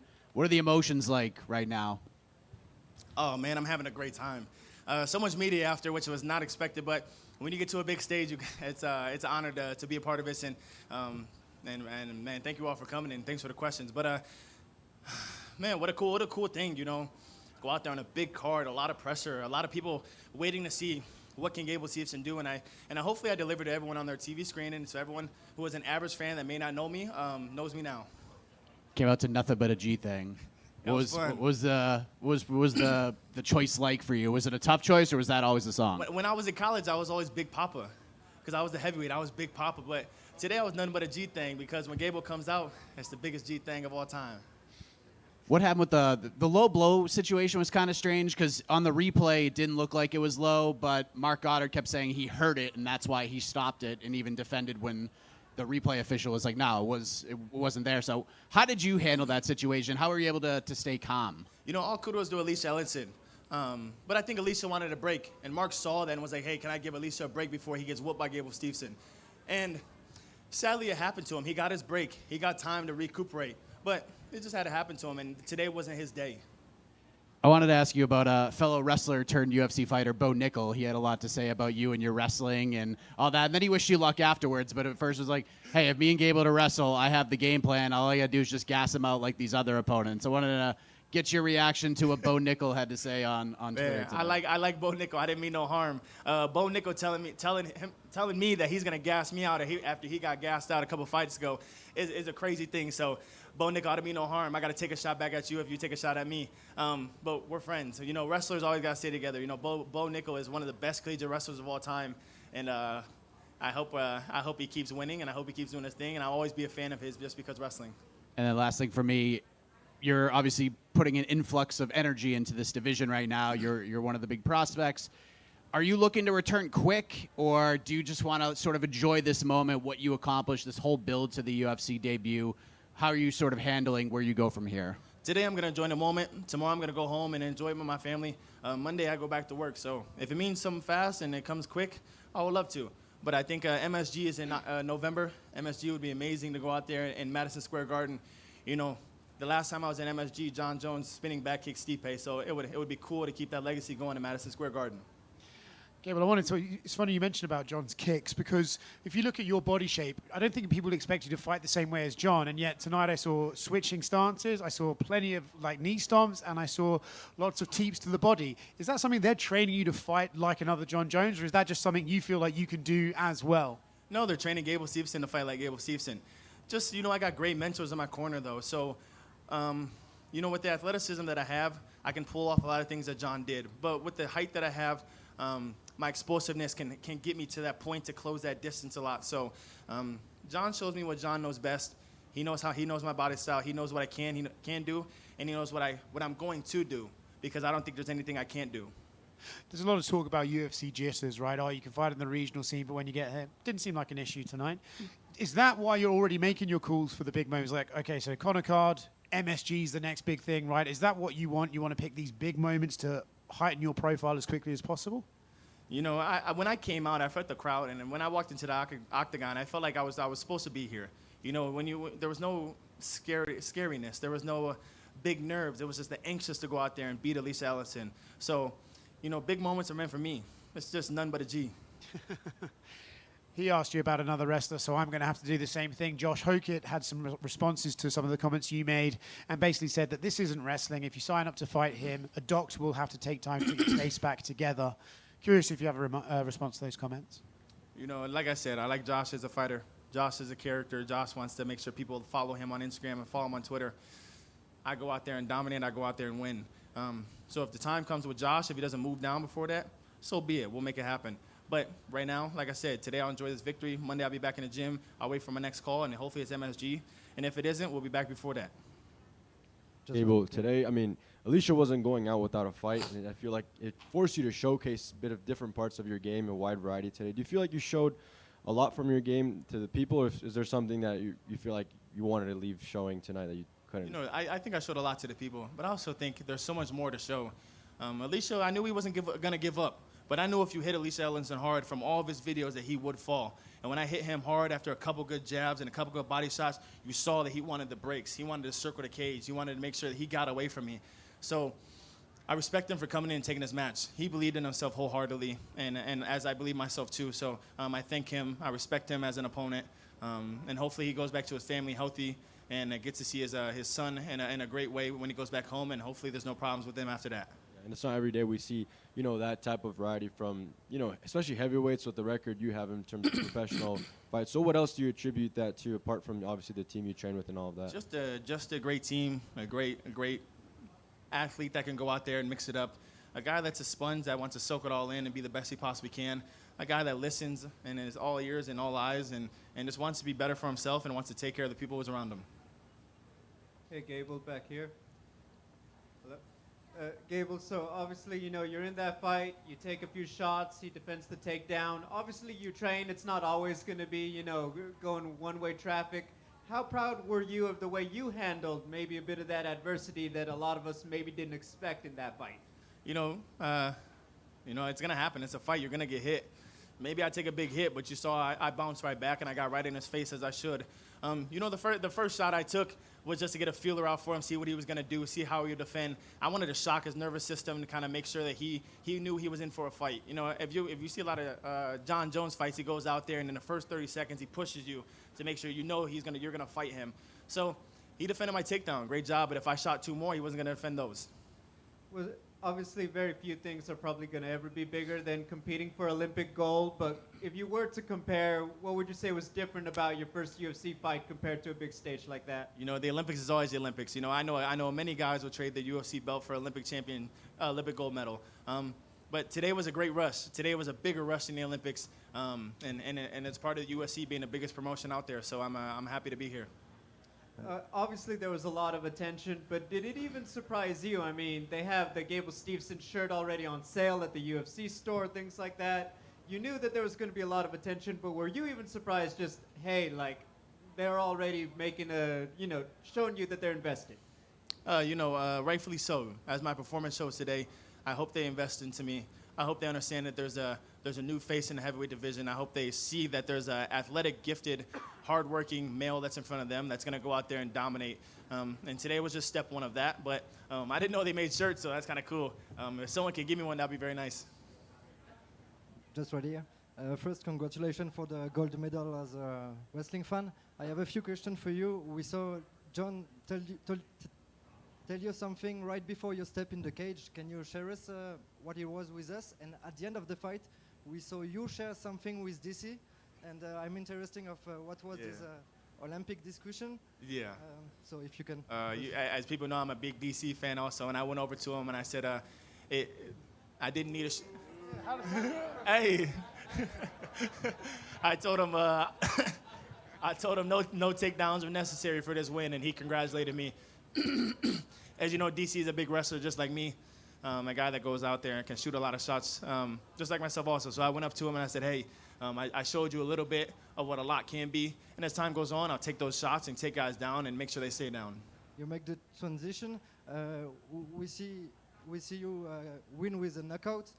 In Europe, especially, sometimes, when there is wrestling into a game, a match, people boo because they didn't know really what it is. I think in some countries, making wrestling more entertaining, is that one of your plan or motivation as well? No, I would love to wrestle, and I love wrestling. Everybody knows I'm the Olympic champion from USA. That is the first heavyweight champion in 20-some years. So it was cool to go out there and showcase some hands. But wrestling by far is still the hardest sport on this earth. It's a great sport. Real American Freestyle is doing the best they possibly can. They just got done in Tbilisi, Georgia. They're going to go to Moscow, which hopefully I can wrestle on the Moscow card in September, and just keep things moving. But wrestling has always been my life. That was my last question. Can you tell the people how hard it is to become Olympic champion in wrestling? Because we saw a quote of DC explaining that, but if we can hear that from you. Yeah, Olympic champion is the biggest caliber you can get in wrestling. Wrestling, you don't get money, you don't get fame, you don't get popularity, you get the glory of being an Olympic champion. So it was cool for me because somehow I worked my way to being a big name in the sport of wrestling that people looked at to say, hey, I want my kids to wrestle like Gable Steveson. And people to this day still tell me I was up at 4 a.m. watching Olympic matches, and I woke my I woke my kids up because I was screaming. So it's a cool thing. But man, shout out to Olympic Wrestling, United World Wrestling, and many other people. Last one for me. I have to ask. I'm French, so it's my duty to ask you that. Is Cyril Gane one of your goals, like one of your targets? Cyril Gane's a great fighter, great fighter, fantastic fighter. He's one of my favorite fighters in heavyweight division. Of course, he's a target. He has something that a lot of people want. But today I'll take my win, I'll take my victory, and I keep moving it slow. Cyril Gane is not he is in the foreseeable future, but he's not in the next fight. And I'll worry about the next fight, and then after that, I'll worry about the next one. Thank you very much. Gable, I know you've been doing a lot of media since the fight. I'm sure you've had a chance to talk to John a little bit. What's that discussion been like? Again, you were a big favorite going in tonight. You went and got the first round win. I imagine John's got to be happy with that performance. I haven't even been able to talk to John because I've been talking to y'all all day. Yeah. Okay. Damn. So. Okay. But when we get done with this, I'm gonna talk to John. But I'm sure he's gonna have some wise words. But he's smart. He's intelligent. He's gonna have words of how we can get better, and that's why he's in my corner. Yeah, and it's not just performing in the cage; it's also the promotional side of things to get attention and fights and all that. What do you make of Josh Hokett's whole shtick? I know you've been asked about him, but I don't know if you've actually been asked about like how he goes about promoting himself. Are you a fan of it? He does a great job. Good for him. Okay. Do you feel that pressure though to promote as well, not just perform in the cage, but also hype up fights and all that? Is it something on your mind, especially coming from WWE? No. When I walked in, I was Gable Steveson. They knew who I was. Yeah, fair enough. And just last one for me, we saw the speed in the cage tonight. How would you say your speed compares to some of the top heavyweights? Because you look pretty fast out there. You know, a lot of guys are fast. A lot of guys are technical. You know, I'm a fast, athletic male that can go out there and get into certain spots that a lot of other heavyweights can, especially the taller ones. So I think my fare is going to be really great. Congrats on the win. Thank you. Gable back here. You and Bo Nickel are obviously like amazing wrestlers that have earned their platforms in the UFC. Do you have any names of wrestlers that could be next that the UFC is going to push in the future? Man, I would love David Carr to wrestle. I would love Aaron Brooks to wrestle. Bo Bassett. Maybe Carter Storaci. Maybe a few other guys that come over here. And maybe Kyle Schneider. Abdul Rashid Alive. There's so many great wrestlers out there that a lot of people do not know. But I think they're starting to know because Real American Freestyle. So hopefully their names get out there. Hopefully they make the change. And hopefully they like it. Awesome. And one more from me. Obviously, you've had a lot of celebrity duties. You got to throw out the first pitch at the Texas Rangers game, I believe. You were there. What's been your coolest experience so far, like that the UFC has brought to you? I think the coolest experience UFC has brought to me is, just being myself and being alive. A lot of people take that for granted. A lot of people take getting food on our plate for granted. Having nice shoes, having nice clothes. I have a very nice watch on now, but it doesn't mean nothing. I'm just a regular human being that somehow made it to a crazy spot that a lot of people should be influenced by and inspired by. So I'm not a celebrity. I'm a human being that wants to have other people look at me as a human being. But for 15 minutes, I'll be a Showtime. I'll be a star. But other than that, I'm just a regular guy on the street.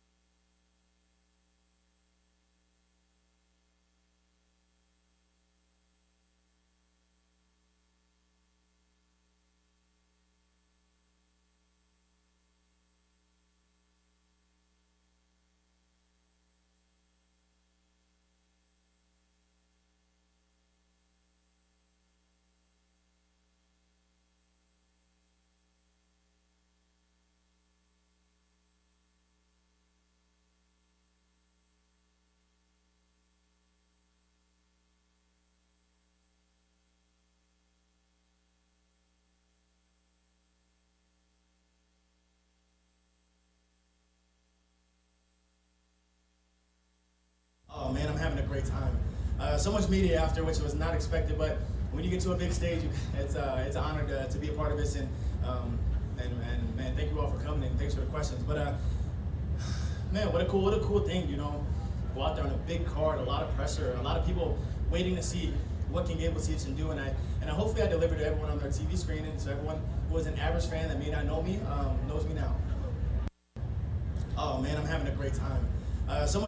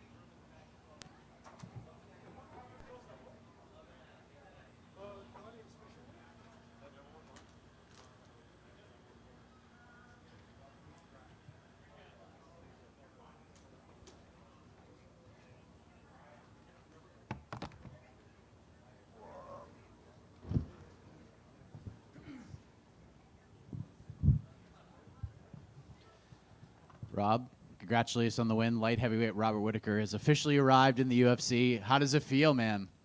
Mate, everything that could go right did go right. I can't express to you how good I feel. You know, there was a lot of nerves going into this. Thank you. There was a lot of nerves going into this. Who hasn't seen the story of, you know, a middleweight after 2 losses moving up to light heavyweight and then sliding into oblivion, you know, and I didn't want to be that guy.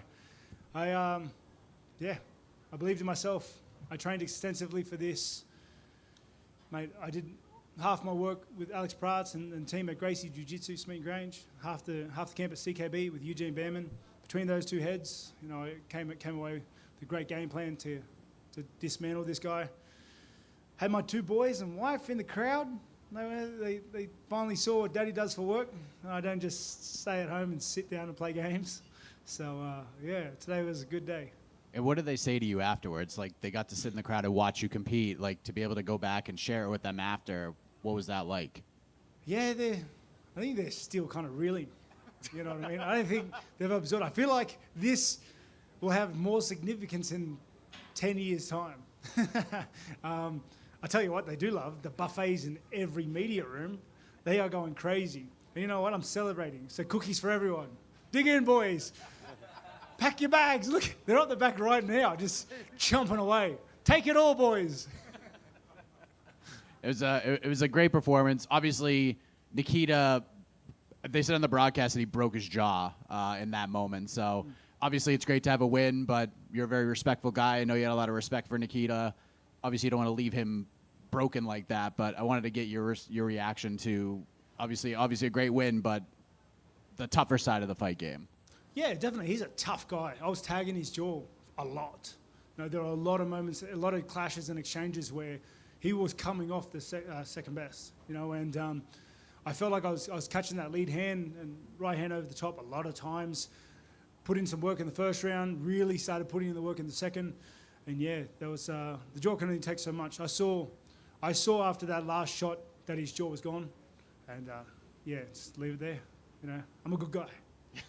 And last thing I want to ask you about, obviously the fighters were very impressed with what they saw. You're a fan favorite amongst them as well. But Bilal Muhammad, this is a tweet he put out.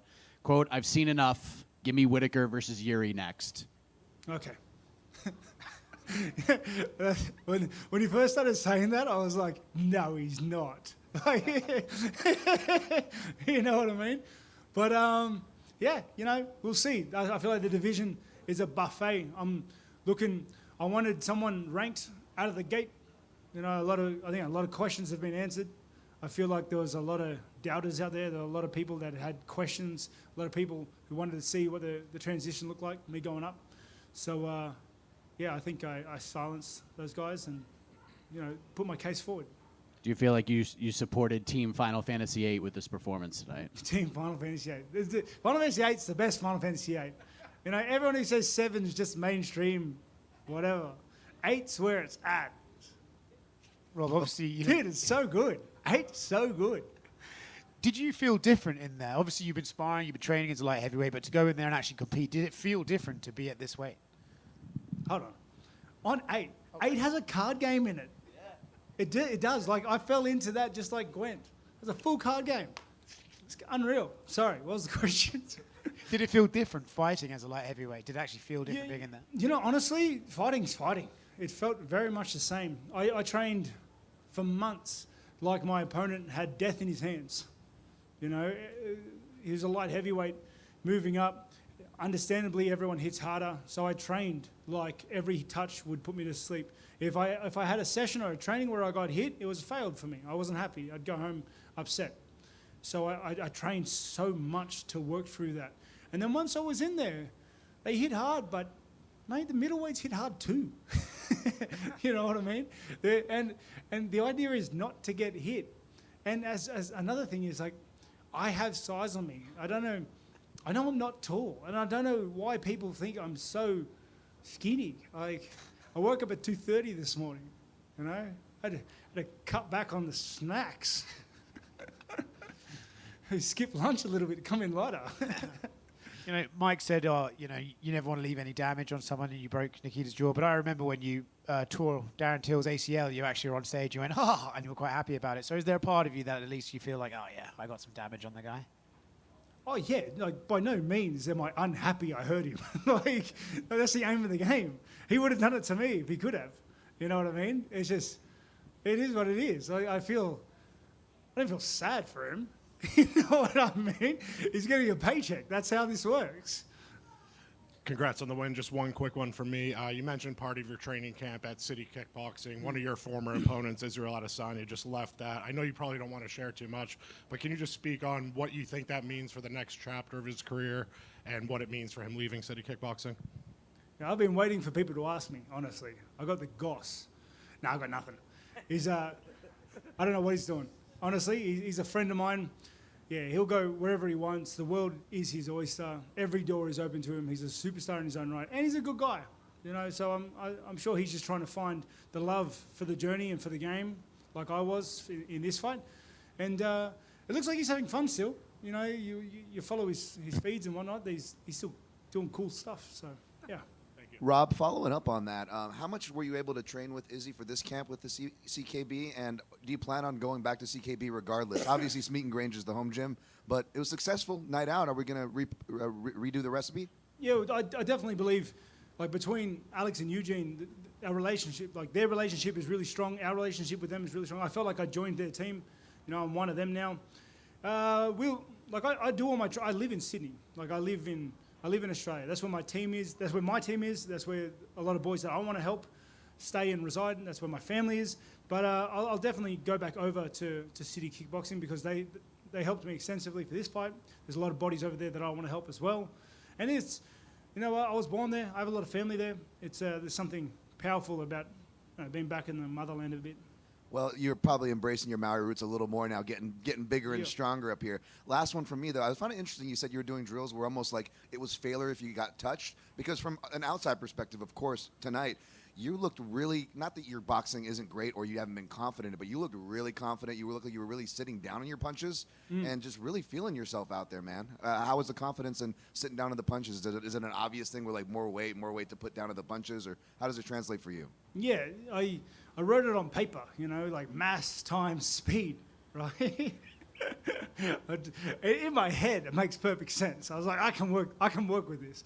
But I trained meticulously for months on, you know, just being respectful of the power, being respectful of the distance and the range that he had, being respectful of the move up to the division. And I drilled it so much that it became second nature. So in that second round, once I had done the work, and Alex reminded me with some tips in the corner about what I needed to do, I felt myself, I blended everything together, and I got to work. You know, I'm a championship level fighter, and I think I showed everyone that. Hey, Rob, congrats on the win. Any part of you tonight after today's victory or tonight's victory, you know, think to yourself, I wish maybe I would have moved up a little bit sooner? Potentially. Maybe a fight sooner, but I don't live in the past, so I just keep moving forward. You know, it's better late than never. I'm in a really good place now. Yeah. I had a really good experience with the fight week and the fight itself, obviously. I'm going to have an excellent experience for this next week, taking the kids. No, I'm not looking forward to Disneyland. Or World, or whichever one that is. Yeah, that's not going to be fun, but... it's only up from here, mate. Is it safe to say this week, I mean, you just seemed like you were in a great mood, and I know obviously it was the, you know, not having to cut as much weight, and I know you had your family here, but did you feel different going in tonight? Because you just seemed like the whole week was like, you really enjoyed this. It really came across that way. Yeah, I did enjoy it. I enjoyed the whole week. You know, normally I'm logging to go home, see my wife, see my kids, and I didn't have that split attention. I was here, you know, I was here to fight, and I was locked in. The nerves are the same, prepping in the background, like, From when my team picked me up at 2:30, I don't think we spoke until after the fight. everyone's really nervous, and we're doing our things, but we've been here time and time again, mate. And just last one for me, you didn't want to talk about this before the fight, understandable. You had to take care of the task at hand, but now that you got this win and being a former champion, you know, how many fights do you think you could be away from getting a title shot just because you are a former champion? I don't know. You know, the division is a buffet. right now. You know, winning opens doors, and I have won, and the doors are open. So I'm going to go enjoy myself, and then I'm going to get back to the training because I don't want to start at zero again. I started this camp at zero, and that wasn't fun. So I want to keep the ball rolling. I didn't take too much damage. Maybe by the end of the year, we'll get back in, keep moving up the ladder, keep progressing. Rob, over here. Congrats on the victory back here. You know, somebody that's been by your side your whole career is your wife, Sophia. What's the biggest lesson she's taught you through this journey?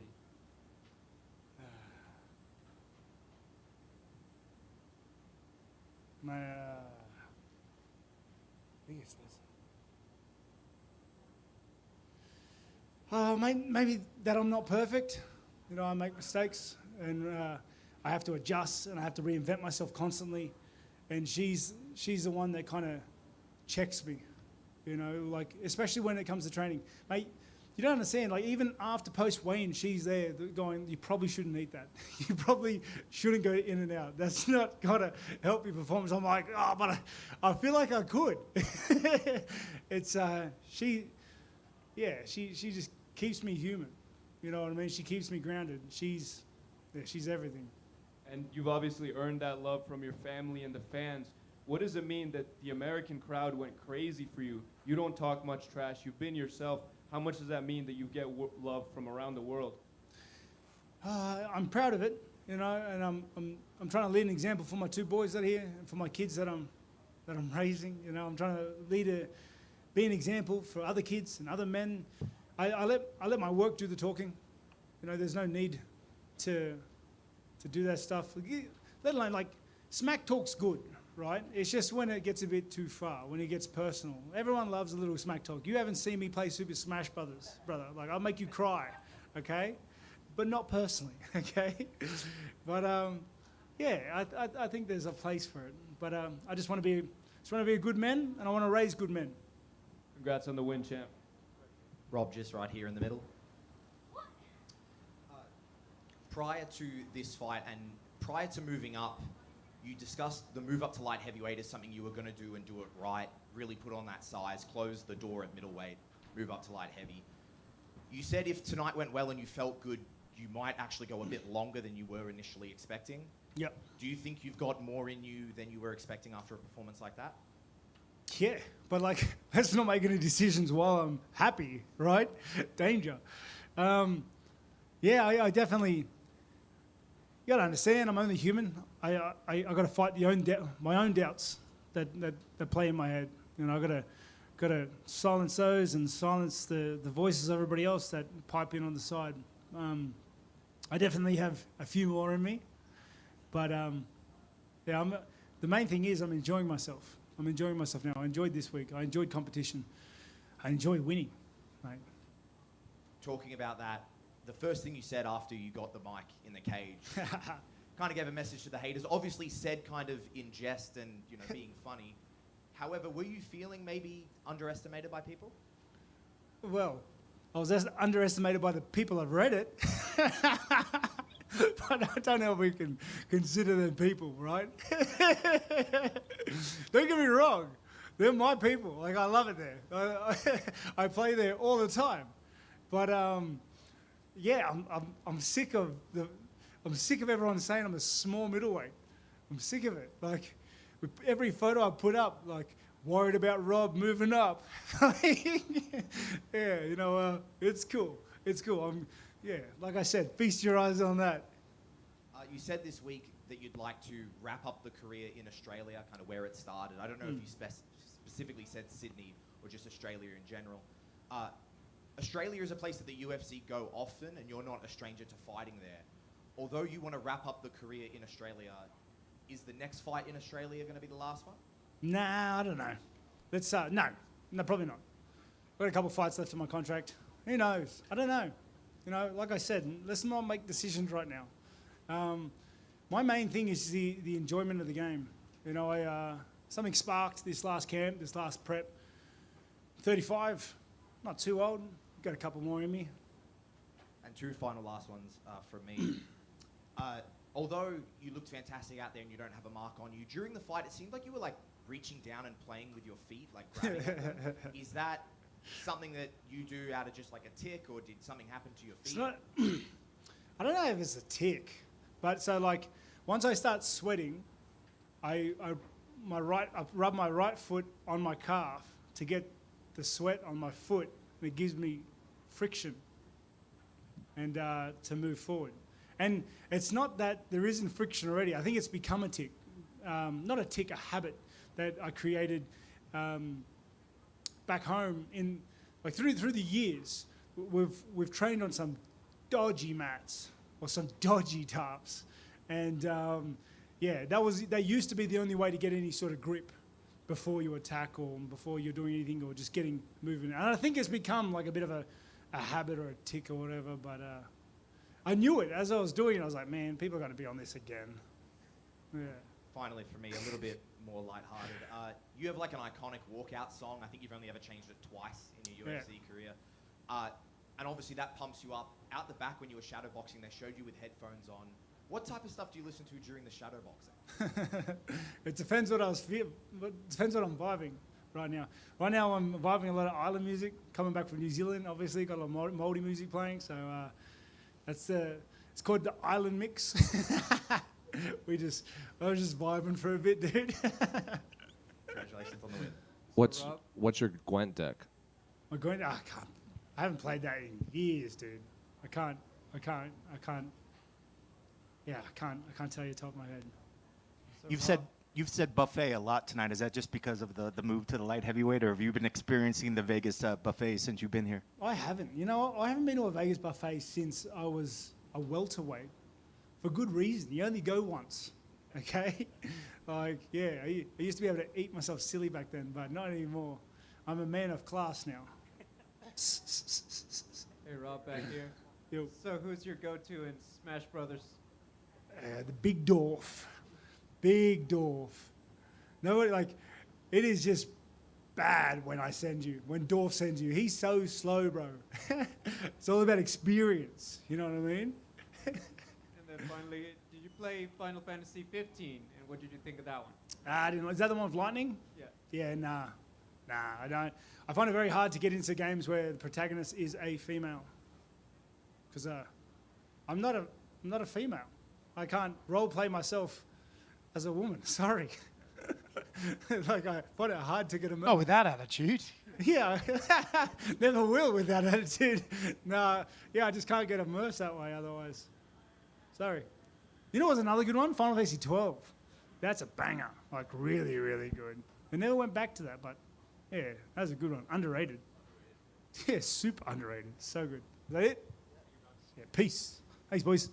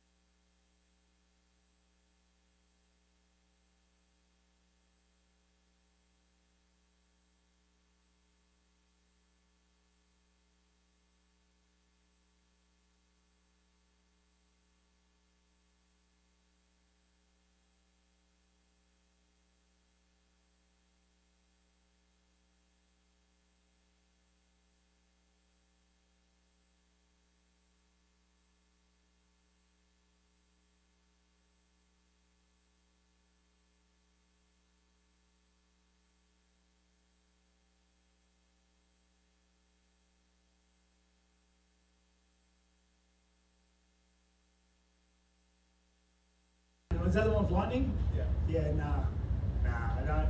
I find it very hard to get into games where the protagonist is a female. Because I'm not a female. I can't role play myself.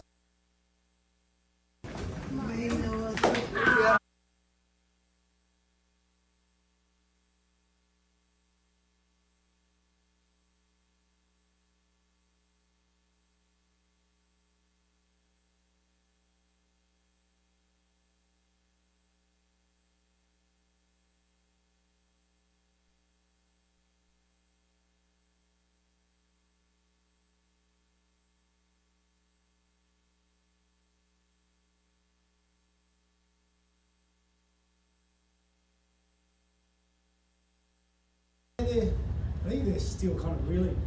You know what I mean? I don't think they've absorbed. I feel like this will have more significance in 10 years' time.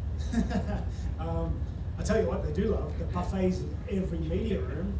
They are going crazy. And you know what? I'm celebrating. So cookies for everyone.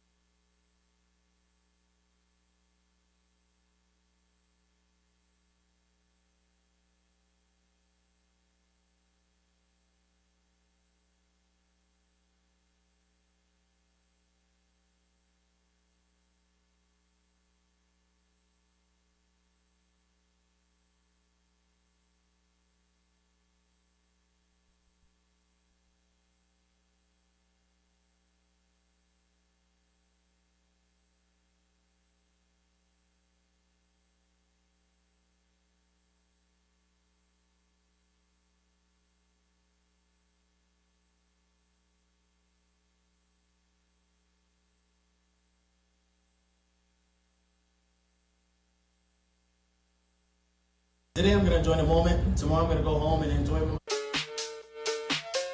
my Speaking of Rocky, you lost one very near and dear to you last week. No, that was terrible. Carl That was Weathers. So shocking, you know. Rocky was a compilation of really great actors, almost born to play those parts. And I couldn't. Somebody's got to hold back. Oh, no, Bobby. Swinging a ground ball toward third. Bohm has it to second for one. He's safe. Over to first. He's out. That's not interference? Yeah, because the base runner was thinking he was going to keep on running.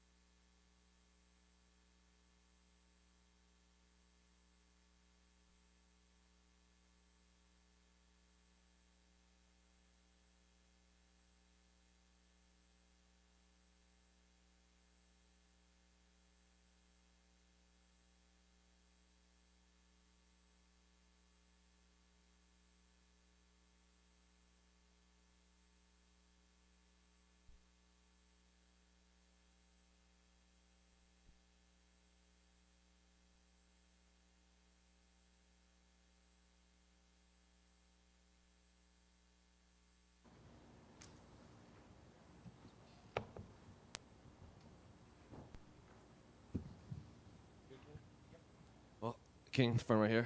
Congratulations on the victory. Pretty rough first round until you put him away there at the end. So I guess just how you feeling, emotionally, how you feeling after that one? I felt like fucking Chucky. Look at my face, you know? Sheesh. How many stitches did they have to put in there? I don't fucking know. It don't matter. You know what I mean? Can you compare this maybe? I don't know if people remember the fight, but that fight you had against Jacob Volkman, where it seems like he was backpacking you a lot throughout the fight, and then you put him away there at the end, and that kind of put your name on a lot of people's radar. Like 13, 14 years later, you're still doing it here on the biggest stage of the UFC. So can you kind of reflect on that fight compared to this fight and just like the kind of the chaos that went in there?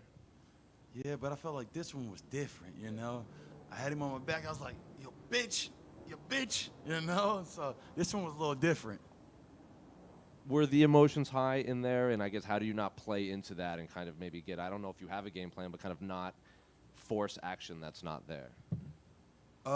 You gotta understand, this is at its highest pinnacle. The emotions are high, but you gotta be able to be in the fire. And it's like, you gotta keep the emotions high, but yeah, you gotta control your emotions at the same time, you know? And it's a weird game that you gotta play, you know? And so they're high, I'm looking at him, he looking at me, they high. And they're in the fight, I'm like, oh yeah, you think you doing? Fuck you, what's up? Well, oh yeah, no. And so everything's high, but I'm just so used to the fire and the way it burns. It is what it is. Was he talking back to you in there? No, he didn't say nothing. He didn't say nothing, you know? Even when he was kicking my ass on the top of me, I'm like, fuck you, you bitch, you know, no, you missed me. He didn't say nothing. And so, I don't know. I think maybe he was trying to stay in his own lane, not let me get to him, but it slowly started getting in there. I'm like, once I sold him on my back and I hit him a few times, I was like, all right, it's starting to work now. Did you squash it with him after the fight? Yeah, that's my dog, you know? And I'm a Christian. We can forgive people, you know? And at the end of the day, you know, God got me, and at the truth always wins, you know? And so I want nothing but good things for him. I'm sorry that we had to do this fight. I told you don't take the fight, brother, you know? That's my little bro, and I didn't want to do this shit, you know? I didn't want to shut his light out, you know? Like, I'm going to be real, bro. It ain't too many black fighters as it is. And so when they come, I'm like, my nigga, you come here, you know what I mean? And I'm trying to show them and teach them something like, bro, we're supposed to stick together. The Irish fighters do it, the Mexican fighters do it, but us as black folks, like where we come from and what we've been through is just different. And so it is what it is. And then last one for me. I don't know if you've seen, but I know you called for September. Dan Hooker's already tweeted, LA September, see you there, Bobby Green. Are you interested in fighting Dan Hooker in LA? I've been called that guy out, you know? And the funny thing, you didn't say nothing when I was calling you out before. He didn't say nothing. You know, now all of a sudden it's like, well, he's popping like that. Now let's get him, you know? And I think they see my face and they think they see this fight. But I was really just warming up. I just kind of like just having fun, kind of taking my time. And then he caught me in my eye and I couldn't see. And so I hope that they're not taking this fight and looking at like, okay, maybe I'm slowing down. It's just, I'm just warming up. I was just like, all right. So then once I got him off my back, I'm like, all right, now the fights are actually going to start now. You didn't know it, but I was just playing possum. We're just enjoying this shit, you know? Congrats, man. Was the damage to the face just from strikes? Was there a clash of heads as well? I thought the commentary team thought that there was maybe a clash of heads. I have no idea, bro. You know what I mean? When you're in there. I know he caught me with the knee once. I know he caught me with a good shot once in there. I wouldn't think it was a a headbutt. I don't remember that part exactly. I just know he caught me for sure with a knee and then for sure with, I think, a left hand. And I know you didn't want this fight to happen. I know you guys kind of squashed the beef. But this is the kind of thing that you guys can come back in the future and joke about this and talk about this? And is this something that you can kind of, and do you hope to maybe train with him again? Or we finna go joke about this tonight. I told him I got a blunt rolled and shit. Come here. I'm gonna talk to you and tell you this shit like, bro, I was over here fucking with you and I was doing this and then I was doing this and you didn't know I was doing this. I'm finna show him a bunch of shit, you know? And I know there's, you know, you don't want to see the violence. You'd rather that this fight never happened, but can you give him some props of what he did tonight? Is there anything that that he really surprised you? He came out swinging hard. I mean, is there things that you can, that when you go back and you do have the talks with him, what can you tell him that maybe will give him some, I guess, good feels of what he did tonight? He did everything right, but I'm unbreakable. You know what I mean? My spirit don't be broken, and so, like, you did everything right. Everything was going well, but I would probably only say the only thing is like, and then we've always said it's how long can he fight? And I've been trying to explain that to guys and get them to understand, but we'll talk about it later. That liver shot that looked like the liver shot that dropped him, is that an opening? Did you expect that was going to maybe drop, and are you surprised at how he dropped after that? I was surprised, but I kept picking at him. I was hitting him with a teep kick, hitting him kick, then I'm hitting him here. Then I finally powered it up and got that one in there, you know? And so I just kept picking at the body. You're going to slow down. I'm going to eat your body up and slow you down some. And then when you dropped him and then you started finish, did you realize how close it was to the end of the round? And did you think you were going to get it? I'm like, please, Jesus, stop this motherfucker. You know? Oh, I want to go another round. But at the same time, I already put it in my head, like, if it go another round, I'm going to take you out in that round, you know? And you got to be prepared for whatever God calls you to do. And thank God called it off there. Congrats on the victory. It was fun to watch. To your right in the middle, you talked about going through the fire. How much do you relish that? How much do you need to have adversity in the fight to be at your best? How much do I need adversity to be at my best? Girl, with this shit, I don't know. This is a crazy roller coaster of fighting. To be at my best, I just be doing it, girl. I just be doing it. And it's like, sometimes we can get caught up in those things like, or do I got enough or this or that? You just go and live in the moment, you know, and be thankful for everything that's happening and be open and just kind of riding the wave. Bigger challenge, fighting someone you know well or fighting someone you do not know at all? I think it'd be a bigger challenge fighting someone I know well because they know me well too. And so that's another thing I was trying to explain to Terrence, like, don't fight your friends because they know things about you that the average person doesn't know, you know? Like, I knew he went out to Colombia, he did this, a little this.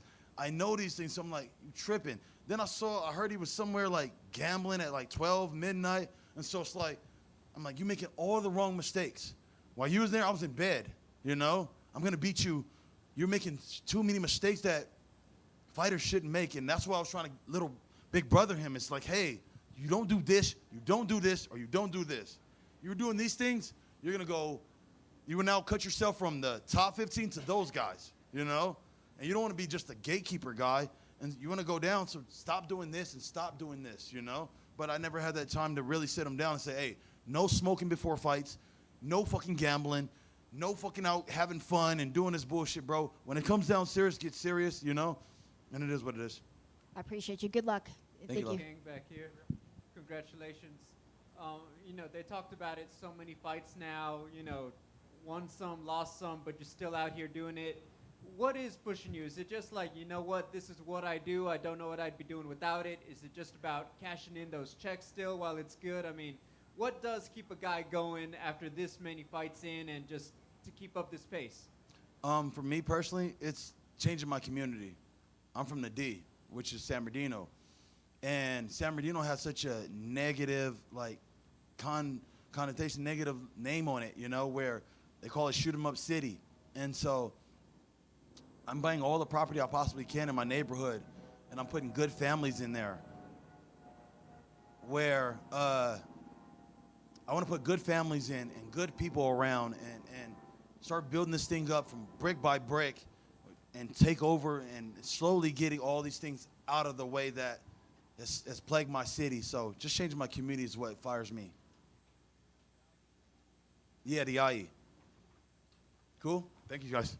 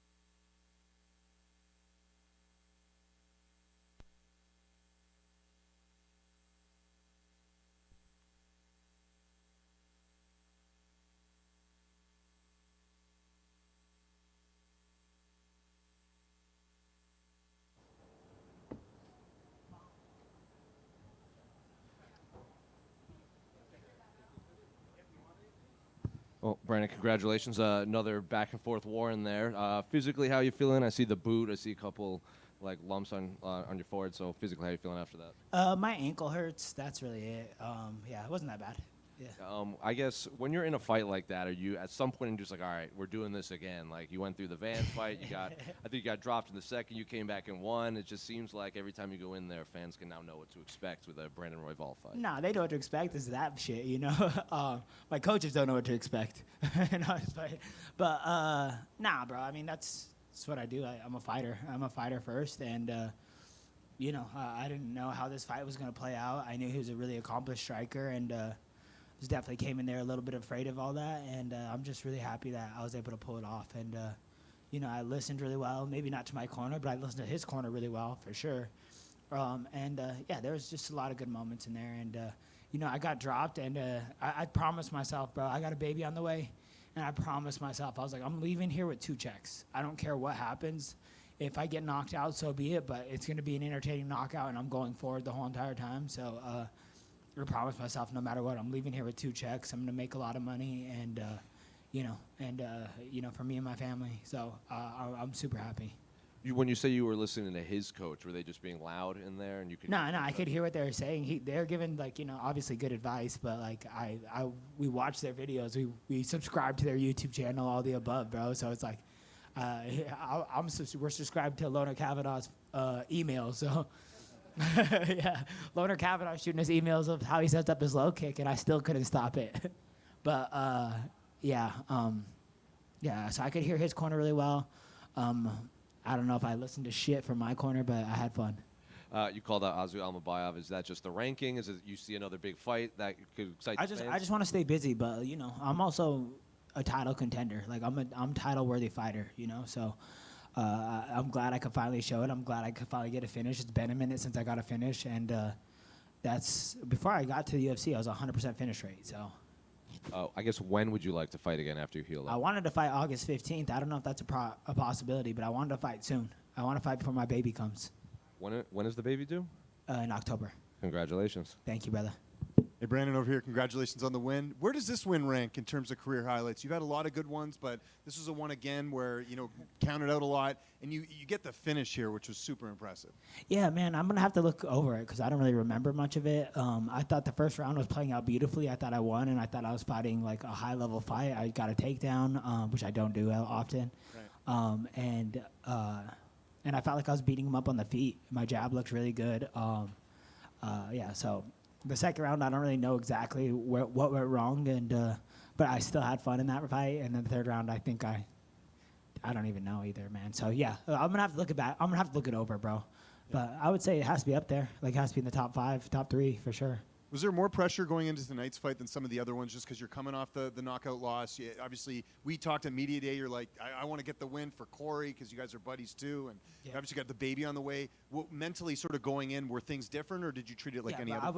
I wasn't leaving here without an exciting fight at the very least. I wanted to win, but I was like, you know what? I got my teammate fighting after me, and I got to put wind under his sails. Like, I have to put wind under his sails.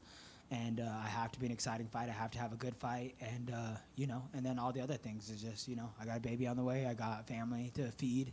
And I want to set him up good before I end up leaving this place. And, yeah, so, man, there was a lot of pressure. And then, honestly, it's like, dude, I fought the best 3 strikers back to back to back. And it's like the best 3 strikers in the division, the hardest hitting strikers in the division. Maybe not Joshua Van being the hardest hitting striker, but he is one of the best strikers. But the hardest hitting strikers back to back. And, yeah, man. So it's like I have a hard schedule. I've always had a hard schedule, but it's like that's a hard schedule right there. So it's just like, yeah, there's a lot of pressure, bro. I was really nervous. I've never been finished like that, and I just wanted to come back, and I don't want to be a fucking, you know, I love this shit, bro, more than anything, and I want to leave a statement when I can. Did you see Manel Kopp's tweet? He gave you some props after the win. No, I haven't. LGG, you know, it seemed like he was like very impressed with the fight. No, bro, and it's like me and Manel Kopp talk a lot of shit back and forth, but it's like I have a lot of respect for him. I like him a lot. He's been nothing but a gentleman to me when we see each other, and it's like, you know, I think he deserved the next title shot over, you know. Yeah, I thought he deserved the next title shot, but he's good people. Yeah, I appreciate you guys. Yeah, and just last one for me. I know you're a little banged up, but what's the plan for tonight? What are you getting up to? I don't know, bro. I just want to I want to watch this main event, and yeah, I want. You think they'll let us watch this main event? Actually, that's a good fucking point. But I want to watch this main event. I want to watch Max do great things, and just want to chill, bro. Yeah. Congrats on the win. Thank you, brother. I appreciate you guys.